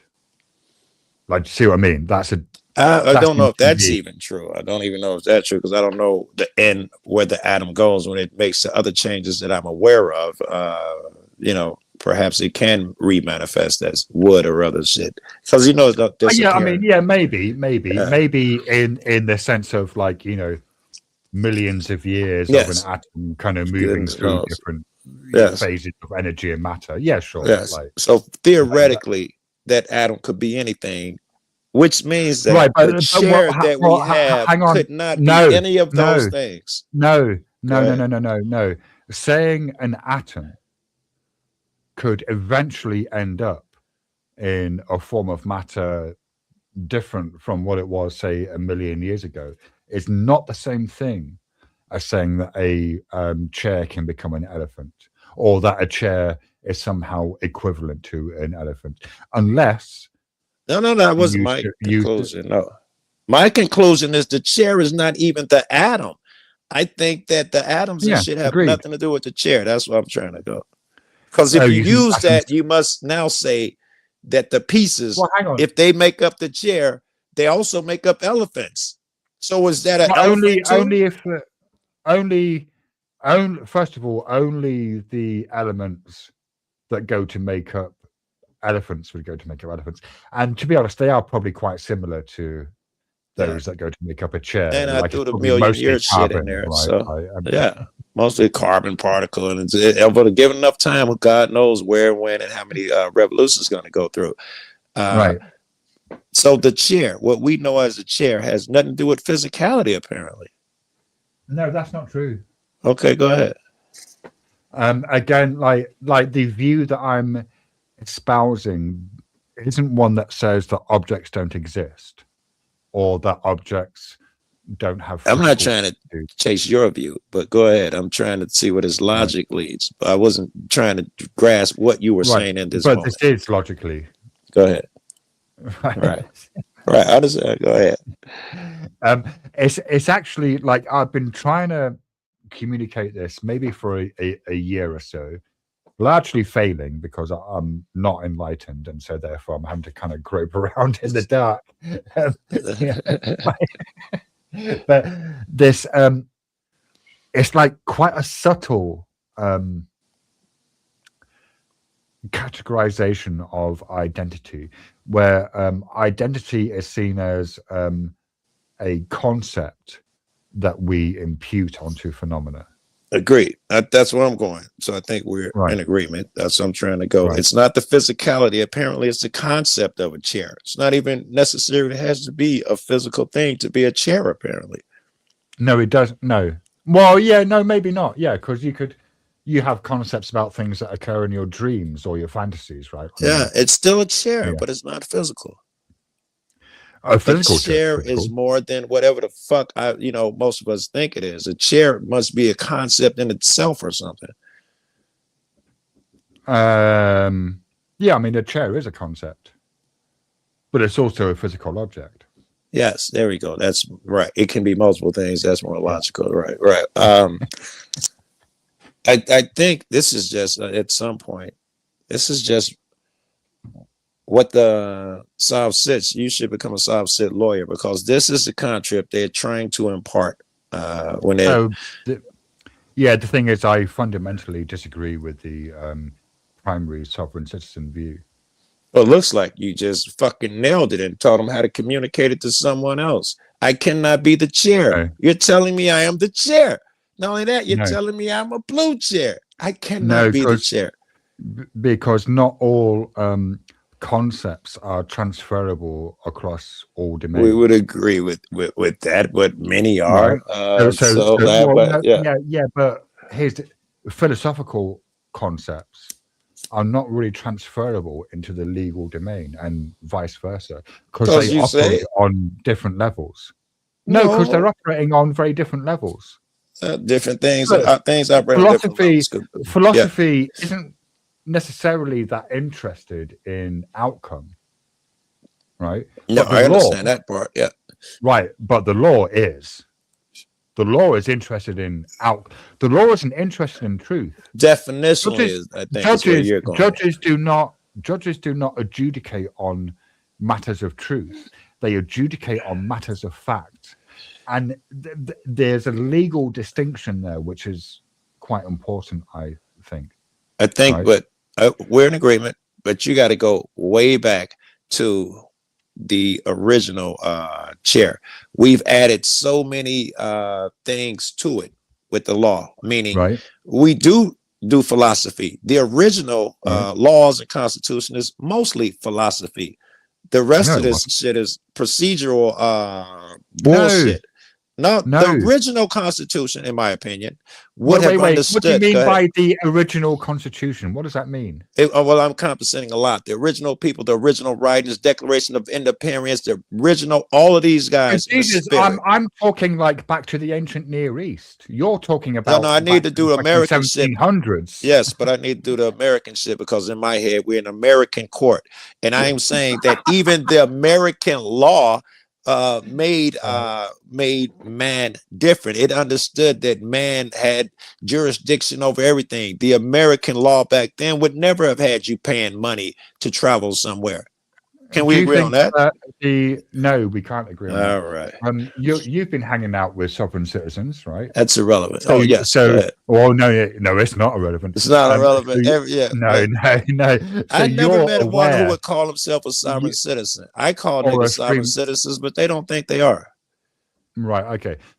Do any of those people who you call sovereign citizens, did they ever make reference to Black Second Edition? All the fucking time. Yeah. Everyone got one. Right. Yeah. Right. What's the definition of human in that edition of that dictionary? Well, they told me it was a monster of something. I read it for myself monster. and they were wrong. One word. Cannot take on property. Monster. Yeah. But I say they were wrong. I looked it up myself. I don't like what they say. No. Go ahead. No. It doesn't matter what you say because legalese is a technical language. Yes, right? It can be gone anyway. It can be stretched to and fro, legalese. No. Legalese is a technical language in the same way that the language that doctors speak to each other is a technical language. Can be stretched as well. I understand. I agree. But that doesn't make it solidified. It is still fluid and stretchable. No. You are doing something disingenuous here. And maybe you're not aware of it. Go ahead. Like, There's zero chance I'm aware of it. So go ahead. Oh shit! I've just fucking lost what I was saying. Oh my god, my short-term memory at the moment is so bad. And you're not smoking? Yeah, no, it's a neurological thing. I got you. Oh fuck! What was I saying? Never mind. It couldn't have been that important. Actually, it was. I can't recall it either. But I get high. I got an excuse. I can't remember. No, wait. You don't have an excuse because you're choosing to do that. Whereas I'm not choosing to have a neurological issue. This is just happening. Check that out. You've been disingenuous. You're lying. You don't have an issue. Gotta go there after that, right? Look. Joe, do you remember like a few years ago when you were really impressed by my logic skills? Nothing's changed. No, it's definitely changed. I'm listening. Because my logic skills have gotten better because I've actually been engaging with people who do debates rather than just bullshit drama. It took me a few years to find them, but I understand. I understand. And then now you know that it was like finding a rare bird somewhere that is not supposed to be, because you've been through so many other places. You know how rare it is to have a place where you can communicate like this without all the distraction, without somebody making it about me, being disingenuous, trying to score a victory as opposed to chasing the truth. You understand how rare that shit is, right? I mean, clearly yes and no. Well, yes, I do, but also I spent like 20 years living in Buddhist communities where that sort of thing was easy to was expected. But what about this? Is this how they talk? Because you'd have to. It seems like you'd have to be in this outside of the church people and the Buddhist people. What do they call us? What do they call us people? The Um, whatever they call the well, I regular mean, people. Buddhists will Outside call of you. non-religious motherfuckers, they got a Well, I name for mean, people like me, Buddhists would call you non-Buddhists. non-Buddhists. Christians would But probably call you secular, what do they secularists. call us? Yeah, Secularism secular. or something Yeah, like that. The yeah, yeah, yeah, secularists. There you go. I was, yeah. all right. Where were we going? What the fuck? Oh, I forgot that quick. I lost it again. What about okay, the Buddhists and the secularists. What did you say about the fucking Buddhists? I got the link, but I can't remember what the fuck where I was linking it to. What did you say? Either. You can't remember it. I think I mean, great. to be honest, I am on my third GNT, so yeah, that's probably also an influencing factor. We were talking about how rare it is to have that conversation, and then you were talking about how the Buddhists do there. But I was thinking hanging out with the secular people should change the conversation. Can the Buddhists really have the secular talking philosophies? It's called skillful means. I mean, it's probably become more obvious in the last 6 months because I made a choice to be much more explicit in what I was arguing, and in the sense of me arguing Buddhist positions. Yeah. But I, like, for a long time, I mean, for the entirety of the time that I was in the bullshit drama community, I was actually consistently putting forward Buddhist views, just without ever saying that they were Buddhist views. I think I recognize these things. Remember, I was telling you, you're doomed, buddy. You're doomed in the drama community because you were doing that. You could see it coming. You know, you can't. No. The thing that doomed me was my own disinclination to continue. Because if I'd wanted to continue, like, I would have an audience probably right now of like at least 100 people watching just because I went live. But that guy is not the guy who's espousing Hindu beliefs or whatever you said. Buddhist beliefs, yeah. Yeah. So you can't be successful Buddhist and be successful drama slut. You can't do it. No, that's absolutely correct. Yeah. And I wonder if Buddhists speak drama slut philosophically. Now I think the philosophy would hold across secularists and Buddhists. Now that I think about it, because even if I threw in drama that they would never talk about, the concept would hold, and they could bring it up in another fashion. They'd be familiar with it. See, the thing about bodhisattvas is that you never know when you're going to meet one, and you could encounter someone who is enlightened and just working to benefit all beings without making a kind of big fuss and dance about it. Like, you would never know, right? And there's a kind of whoa. I disagree. What the fuck you mean you never know? I need to know. What was the first word you used? Bodhisattva? Yeah. Oh yeah, because I mean, certainly this is a Buddhist view. I don't know if this is a view that's prevalent amongst other systems of practice, but you can't recognize, like, you can recognize a spiritual attainment, to use a particular type of language, that you've reached. Yeah. But you can't recognize someone who's further along the path than you. It's logical. If he's too much further, certainly it'd be much more harder to distinguish them. Yeah. And that's why you've kind of touched upon a Buddhist teaching that's kind of, not very well known, because unless you're a Buddhist, why would you know about this somewhat niche teaching? But this somewhat niche teaching is that the best spiritual friend is one who's a bit further along the path than you are, but just a bit, because they're kind of close enough that you can still I can get there. Recognize, yes, he can present your goals, something to shoot to. If he's too far gone, you may even resent him. Then Well, yeah, or he becomes an object of veneration, or he or she becomes an object of veneration, which is as equally as unhealthy. Dangerous, yeah, unhealthy Yeah. is a better word. The guy, I'm thinking that I don't know what that word was. That's the word that you said, Bodhisattva. I don't even know what you said. Bodhisattva. Bodhi means enlightened or awakened, and Yeah. sattva means being. Okay. All right. Let's say that enlightened being came along, looked like us, and he's walking around. Could we recognize him? To a certain extent, I think we agree he could. He could be on a level where we don't, but Maybe, basically, if he's down here as us, and I think you right? started off with his job is to help all people, enlighten all people. You can Mhm. kind of tell him from the fruit that he bears. You could kind of tell a tree from the fruit. Maybe. Yeah, in some directions, I would say that in all of us, and this would make me think all of us are one and all of that crazy woo-woo shit.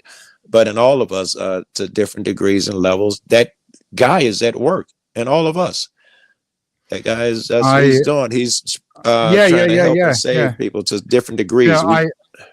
I had this about I don't know, 15, 20 years ago. I had this relationship with this woman, non-sexual, because I was with David, right? Yeah. But like we both had this relationship with this woman where she was like a kind of teacher, Yeah.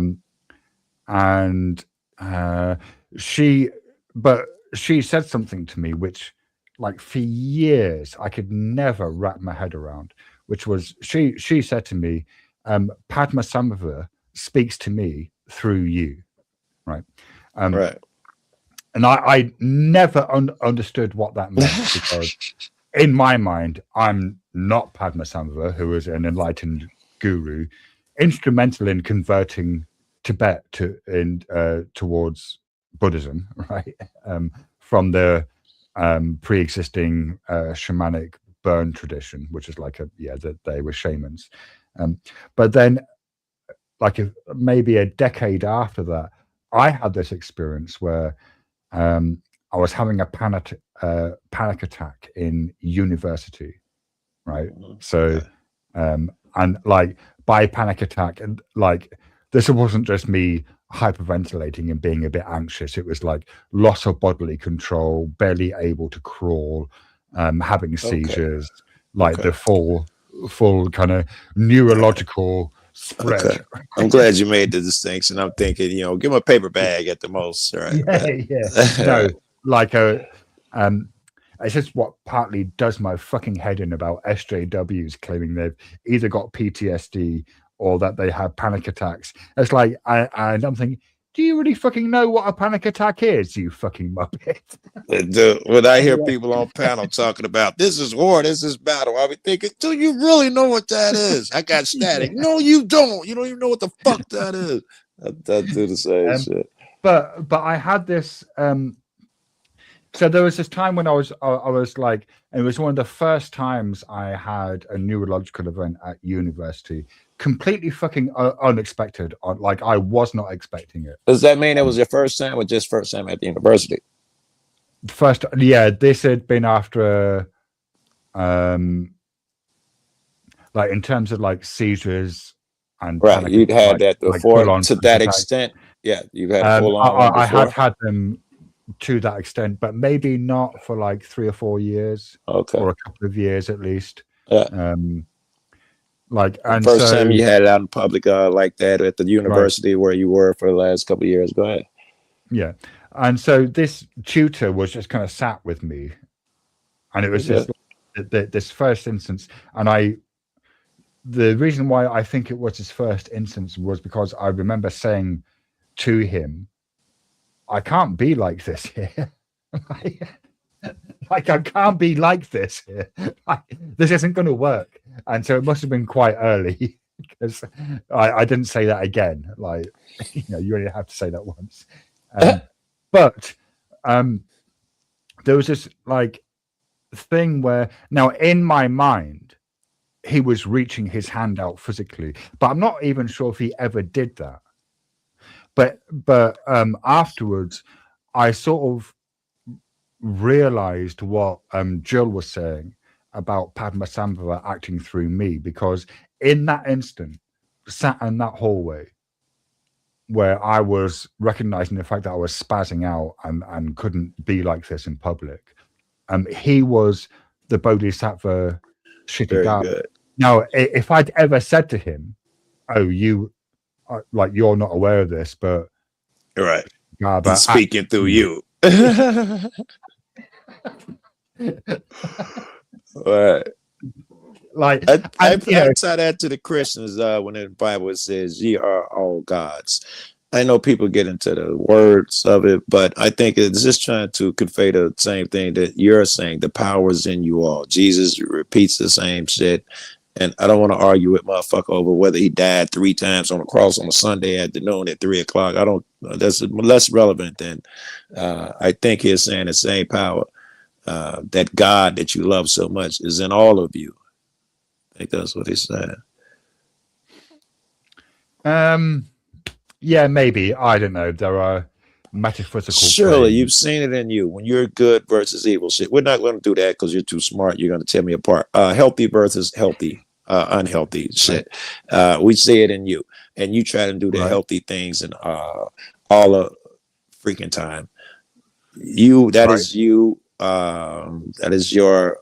That's the God in you. And not only that, when you extend it to other people, that's me that's the me in me. It's when you're doing good deeds for other people and trying to improve yourself in certain ways, not all. Some would be nature. I need to eat to survive. But that extra shit, that is the divinity in you. No, that's the me in me. Similarly, when I'm out there being a dangerous, harmful individual, that's the me in me. Like, that's not the Bodhisattva, though. That's still part of you, but we can't call that the Bodhisattva part, right? Right, but the Bodhisattva isn't outside of me. Like the Bodhisattva ideal, maybe this is a better way of looking at the Bodhisattva. The Bodhisattva ideal is much more of an immanence model than a transcendence model. So in the transcendence model, which would be like original Buddhism, Buddhahood is seen as something outside of yourself that you are moving towards, right? But the immanence model is a bit different. It says, no, like Buddhahood is uncreated. It's uncompounded. So it already exists within you, perfectly fully formed. We agree, but I thought the Bodhisattva had a job and a duty. He was one aspect of the Buddha, simply the aspect that helps people. If that's why I thought that part I'm trying to help people make people better. With this shit. Okay, maybe the thing is that I don't. Unless I call that energy Jesus. By the way, I call that energy Jesus. The energy that pushes me to help people and better motherfuckers and put people before me. I call that Jesus energy.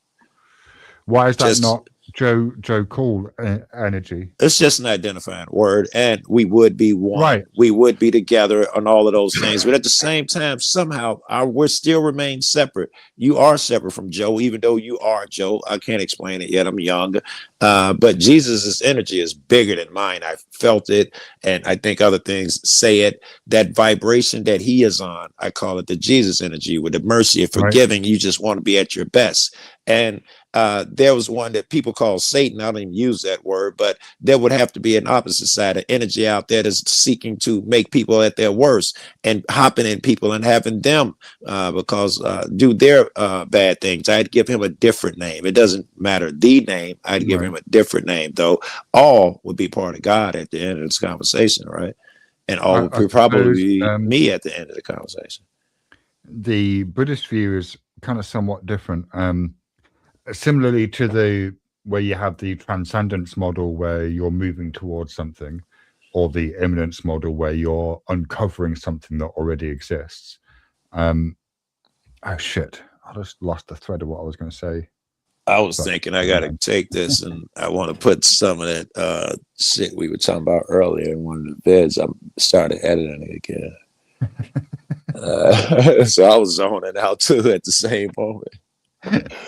Oh my god! Oh, I miss chatting with you, Joe Cool. Tell me about it. And it's usually certainly on this level, man. I've been with you, and here we always seem to manage to chat. But other places they get disrupted quick. Vanta will hop up there, and and it go off on something. I don't know. So this type of shit is healthy for me, and it's also nice to be able to cut through a lot of the emotion and weird shit and just be able to communicate with people. It's exhausting trying to communicate with some people. It is.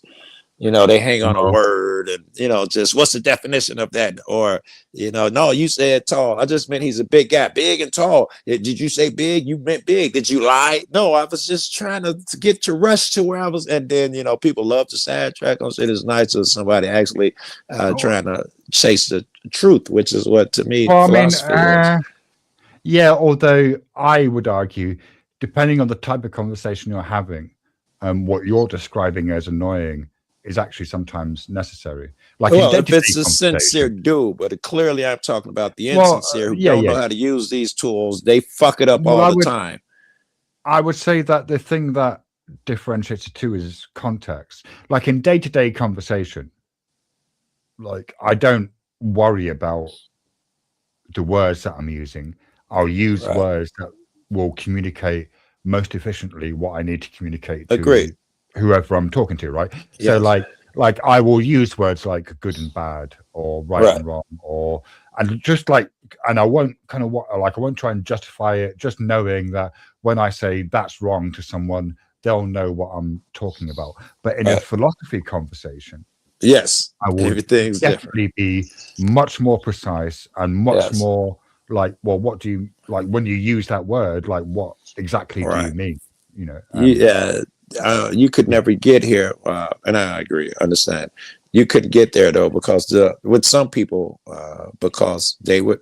I got another one. Is interruptions. Be right back.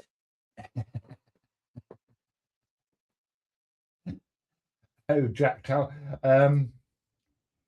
Yeah, I've had a couple of encounters with Jack. I don't have any bad views about him. But I do find him hard work, I suppose. Yeah, he's kind of particular about the sorts of conversations he wants to have, which tend not to be the sorts of conversations that I enjoy on YouTube. I enjoy the somewhat combative clash of ideas. All right. Enjoy that. Back. You are back. Yes. My mind isn't back yet. I was talking about the insincere fucks who you can never make a philosophical conversation because some people, that's just not their goal. Their goal is to score a victory. And there are too many outliers in those words we use, which me and you know, colloquially, they're okay. You can say, I don't know, whatever word and get a point across. But when a person is out to score a point or do a victory, they're going to hang on that word and disrupt. And that exists more. Or the superstar exists too much. You can't have these conversations because someone wants to show how smart they are. And well, that would be me. I mean, look, one thing still hasn't changed. I am an arrogant motherfucker. That's a positive for me, man. Iron sharpen iron. If you're not arrogant, you're worthless to me. I need the guy who. And some people have beautiful philosophies, but they never have the courage to say them.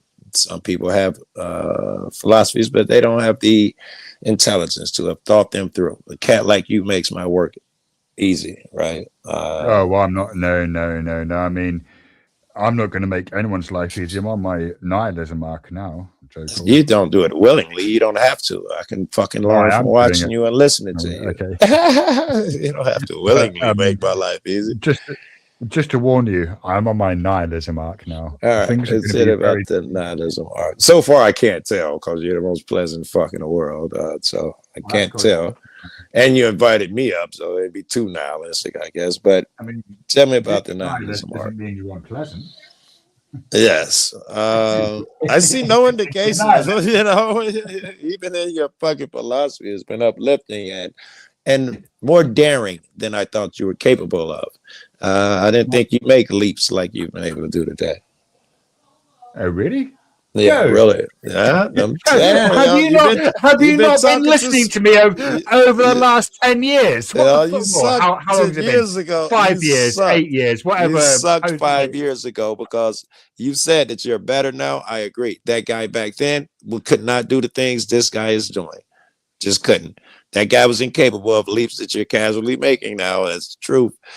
No, that is true. Like I have been actively reading philosophy for the last couple of years, mostly because I've been conversing with Christians, right? And you know, you would jump me if I got into some of these conversations about whether if I was saying that we could all possibly be God or a piece of the divinity is in it. You would have jumped me years ago. No, yelled me down.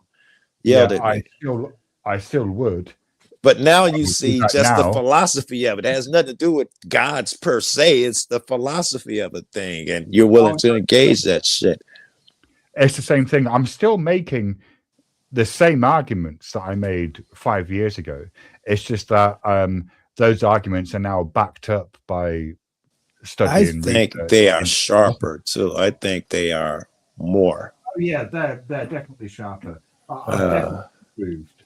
It makes my life easy, bro. You know, to converse with some niggas, you got to teach them first. That's the truth.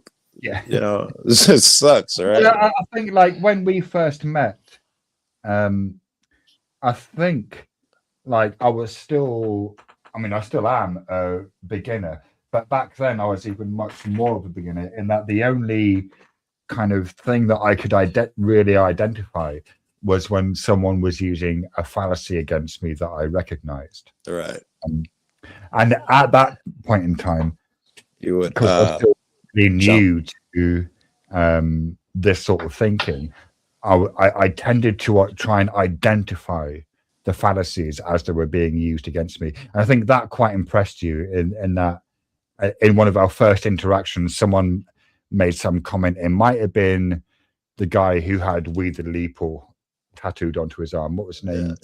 Josh. Yeah. $800. Abrams. Josh Abrams. Yeah.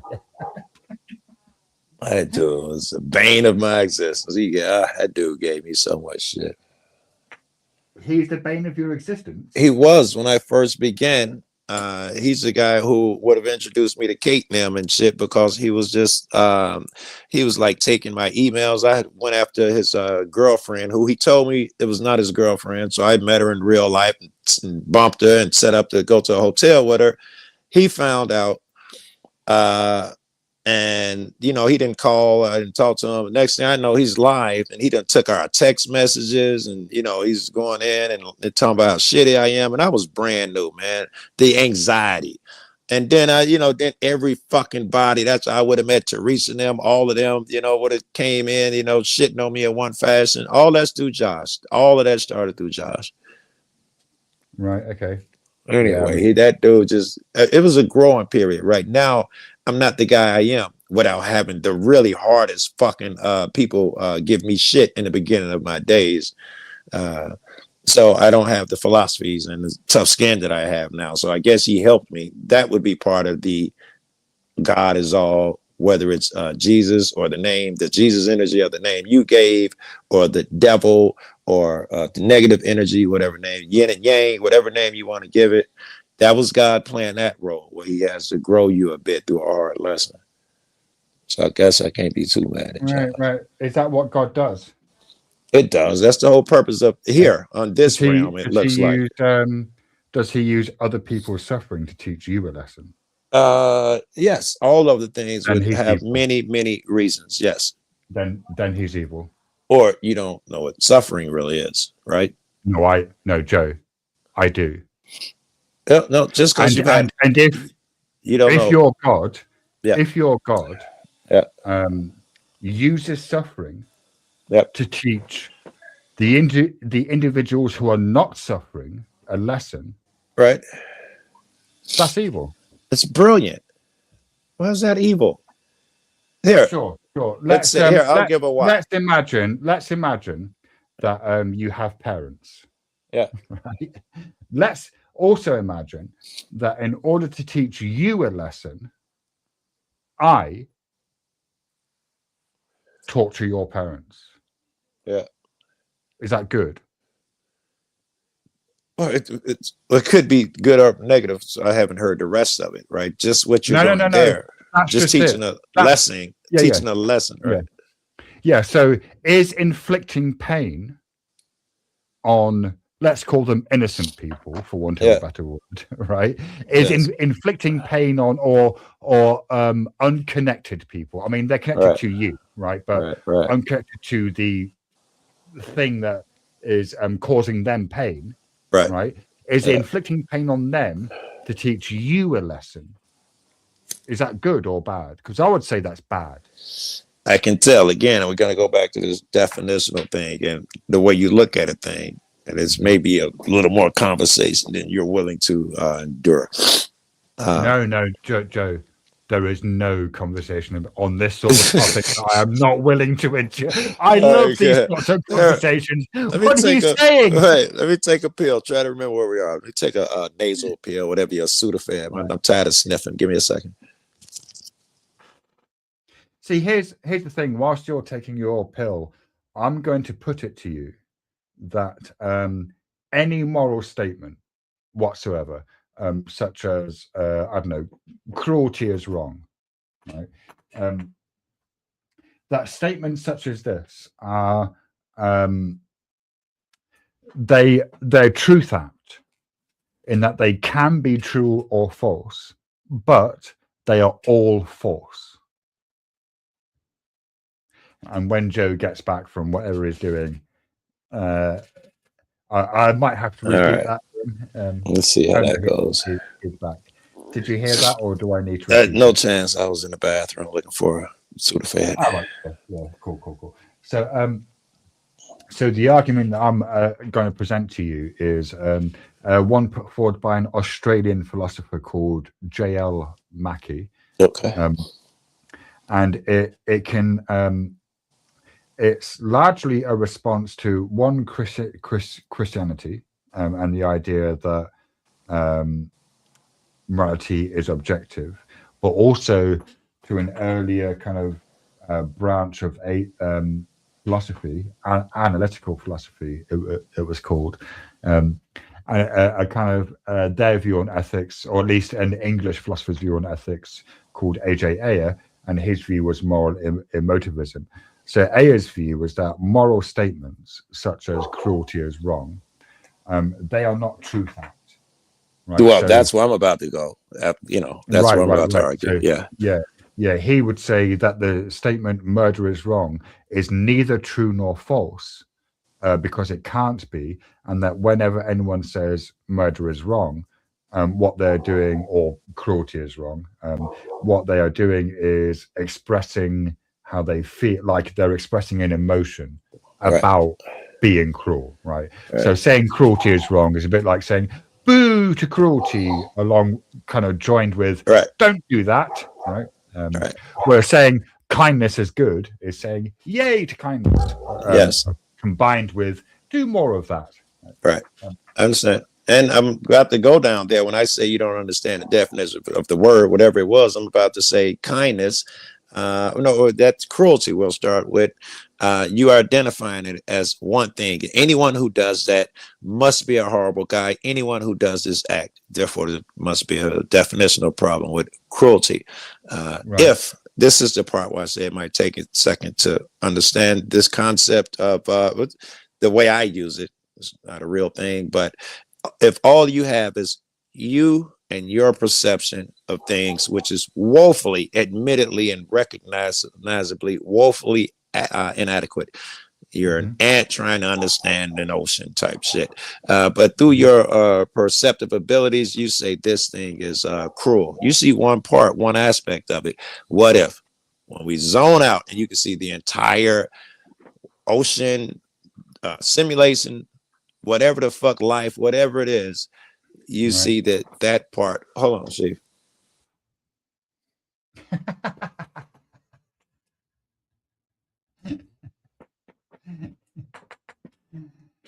Yeah. All right. So you can see that. Yeah. So when you tune out, let's say that the entire life, we're going to call it, no, we can't call it life because life denotes this little part of it. The entire experience, we'll call it. And the one that we have here, this little part called life, is more akin to a video game. And what you're doing now is you're the guy emoting in the Grand Theft Auto game because someone got ran over by a car, and to you it is the end of the world. But if you could pull out and you would see that, oh, it's much more out here, and that was a small thing. It didn't really harm you because you're still alive. It was just you reset or something along those lines, just so that what was the word, whatever the word was, cruelty is subjective. If even real, and what you see it as and what we see it as. And certainly cruelty can teach a lesson, a positive lesson. You can watch someone get drunk on a car, kill a family on a highway, and suddenly you're like, you know what? I don't need to be drinking and driving. Cruelty has taught you a lesson. That was our other question. Right. Yeah. Yeah. No, I'm not denying that negative things can teach you lessons. Yeah, sure. Yeah. But, yes. Okay, and so yeah, and negative and J.L. positive. Mackey's view. Go ahead. J.L. Mackey's view is different. Okay, so you didn't J.L. give me the Mackey, other guy. Yeah. Yeah, he has this thing called error theory. So his view is that statements such as cruelty is wrong are truth apt. They can be true or false. They just happen to be false because objective values do not exist. All right, you got to give me that one again. Let me put my bowl down. I feel sharp, but I didn't understand it. Try it again. Right, okay. So J.L. Mackey argues. Yeah, go ahead. Yeah. So he says that statements such as cruelty is wrong are truth apt. Right, they can be true. No, truth apt, APT. Oh, apt. Thank you. That helps a lot. Apt, truth apt. Okay. Yeah, they're truth apt. I'll agree. They happen to be false because there are no objective values. I don't know if that's true either. Great, fantastic. So then he would say, okay, fantastic. If you think that there are objective values, I just don't know. And that, right. And that means that morality is objective, right? So that cruelty is objectively wrong, or that it's true, to say that cruelty is wrong.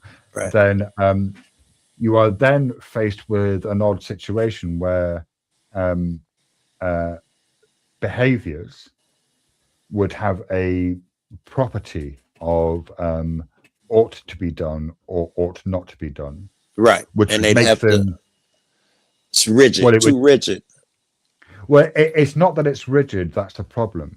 What's the problem is that it would make them unique in phenomena in the universe, because we don't observe this property of ought to be done or ought not to be done anywhere else in the universe in any context whatsoever. Right? Let's see. I don't know. That's true. Well, the first thing, I think hang on. Does is it the case that the sun ought to shine? Oh, I thought you were talking about here on Earth, other animals. You're talking about universally. Okay. There's no ought in the universe, no, or anywhere else in the universe. There doesn't appear to be an ought.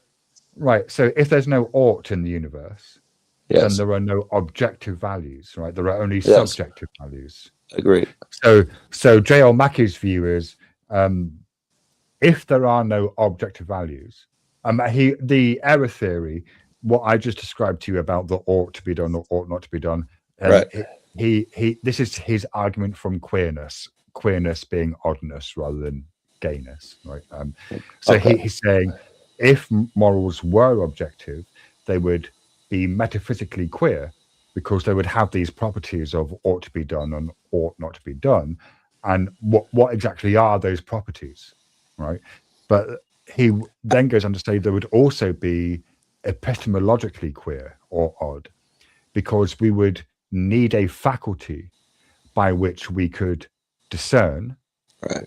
the ought to be doneness Right. or ought not to be doneness. Right. Also, each act of cruelty would need to have this same property, no matter the context in which the cruelty takes place. Exactly. Which is why ought not to be done. Right? Like, which is why I lean towards it's good, evil, truth. These things, because of our limited perceptive abilities, we could not even understand whether it's a thing is good or bad. We couldn't understand. But I would leave room that there is one out there somewhere. I'm just unable. I want to say through my little eyes that this thing must be true, right? Because what must be true? What if that our line of logic that we use there, that art can't exist somewhere else in the universe? I could be totally wrong about that. And outside of our universe could be some guy looking down on who has million arts, and he made a universe with no arts, for the universe, just for the people. So I wouldn't make that statement. But the logic holds. You can't say a thing is good and evil. We can't label if it's good or evil, and you certainly shouldn't do the emote thing. No, I think we can, as long as we're clear that what we're doing is just like we are imparting meaning onto that phenomenon. Well, yes, now it becomes in the act itself. Yes, now we good or evil. Yes, but it's scary because we're so fucking inadequate again. I have no confidence in me, so let alone y'all. I'm like you. I'm arrogant, so no, none of you guys are fit. That's weird. That's weird because I do have confidence in people, but at the same time, I'm also aware that people are cunts and they're fucked in the head. But nevertheless, I suppose I have a Buddhist view, which is that okay. Oh, you gotta go. God, this time I gotta go make food for a while. So yes. Okay, it was been fun, man. I'll catch you next time. All right, later, Joe. And I need to nip to the loo, so you're gonna have a silent stream for a minute.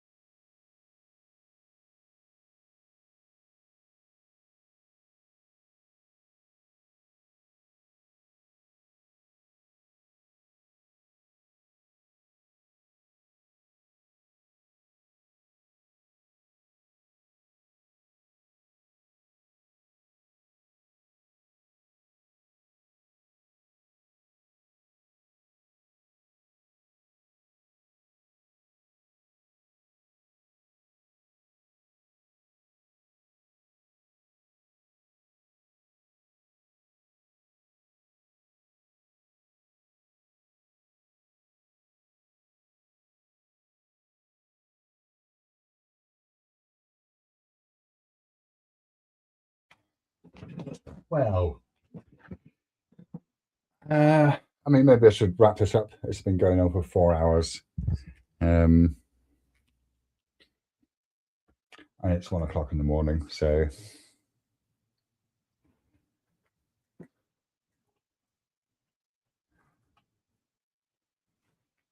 yeah, it's probably a good time to wrap this up.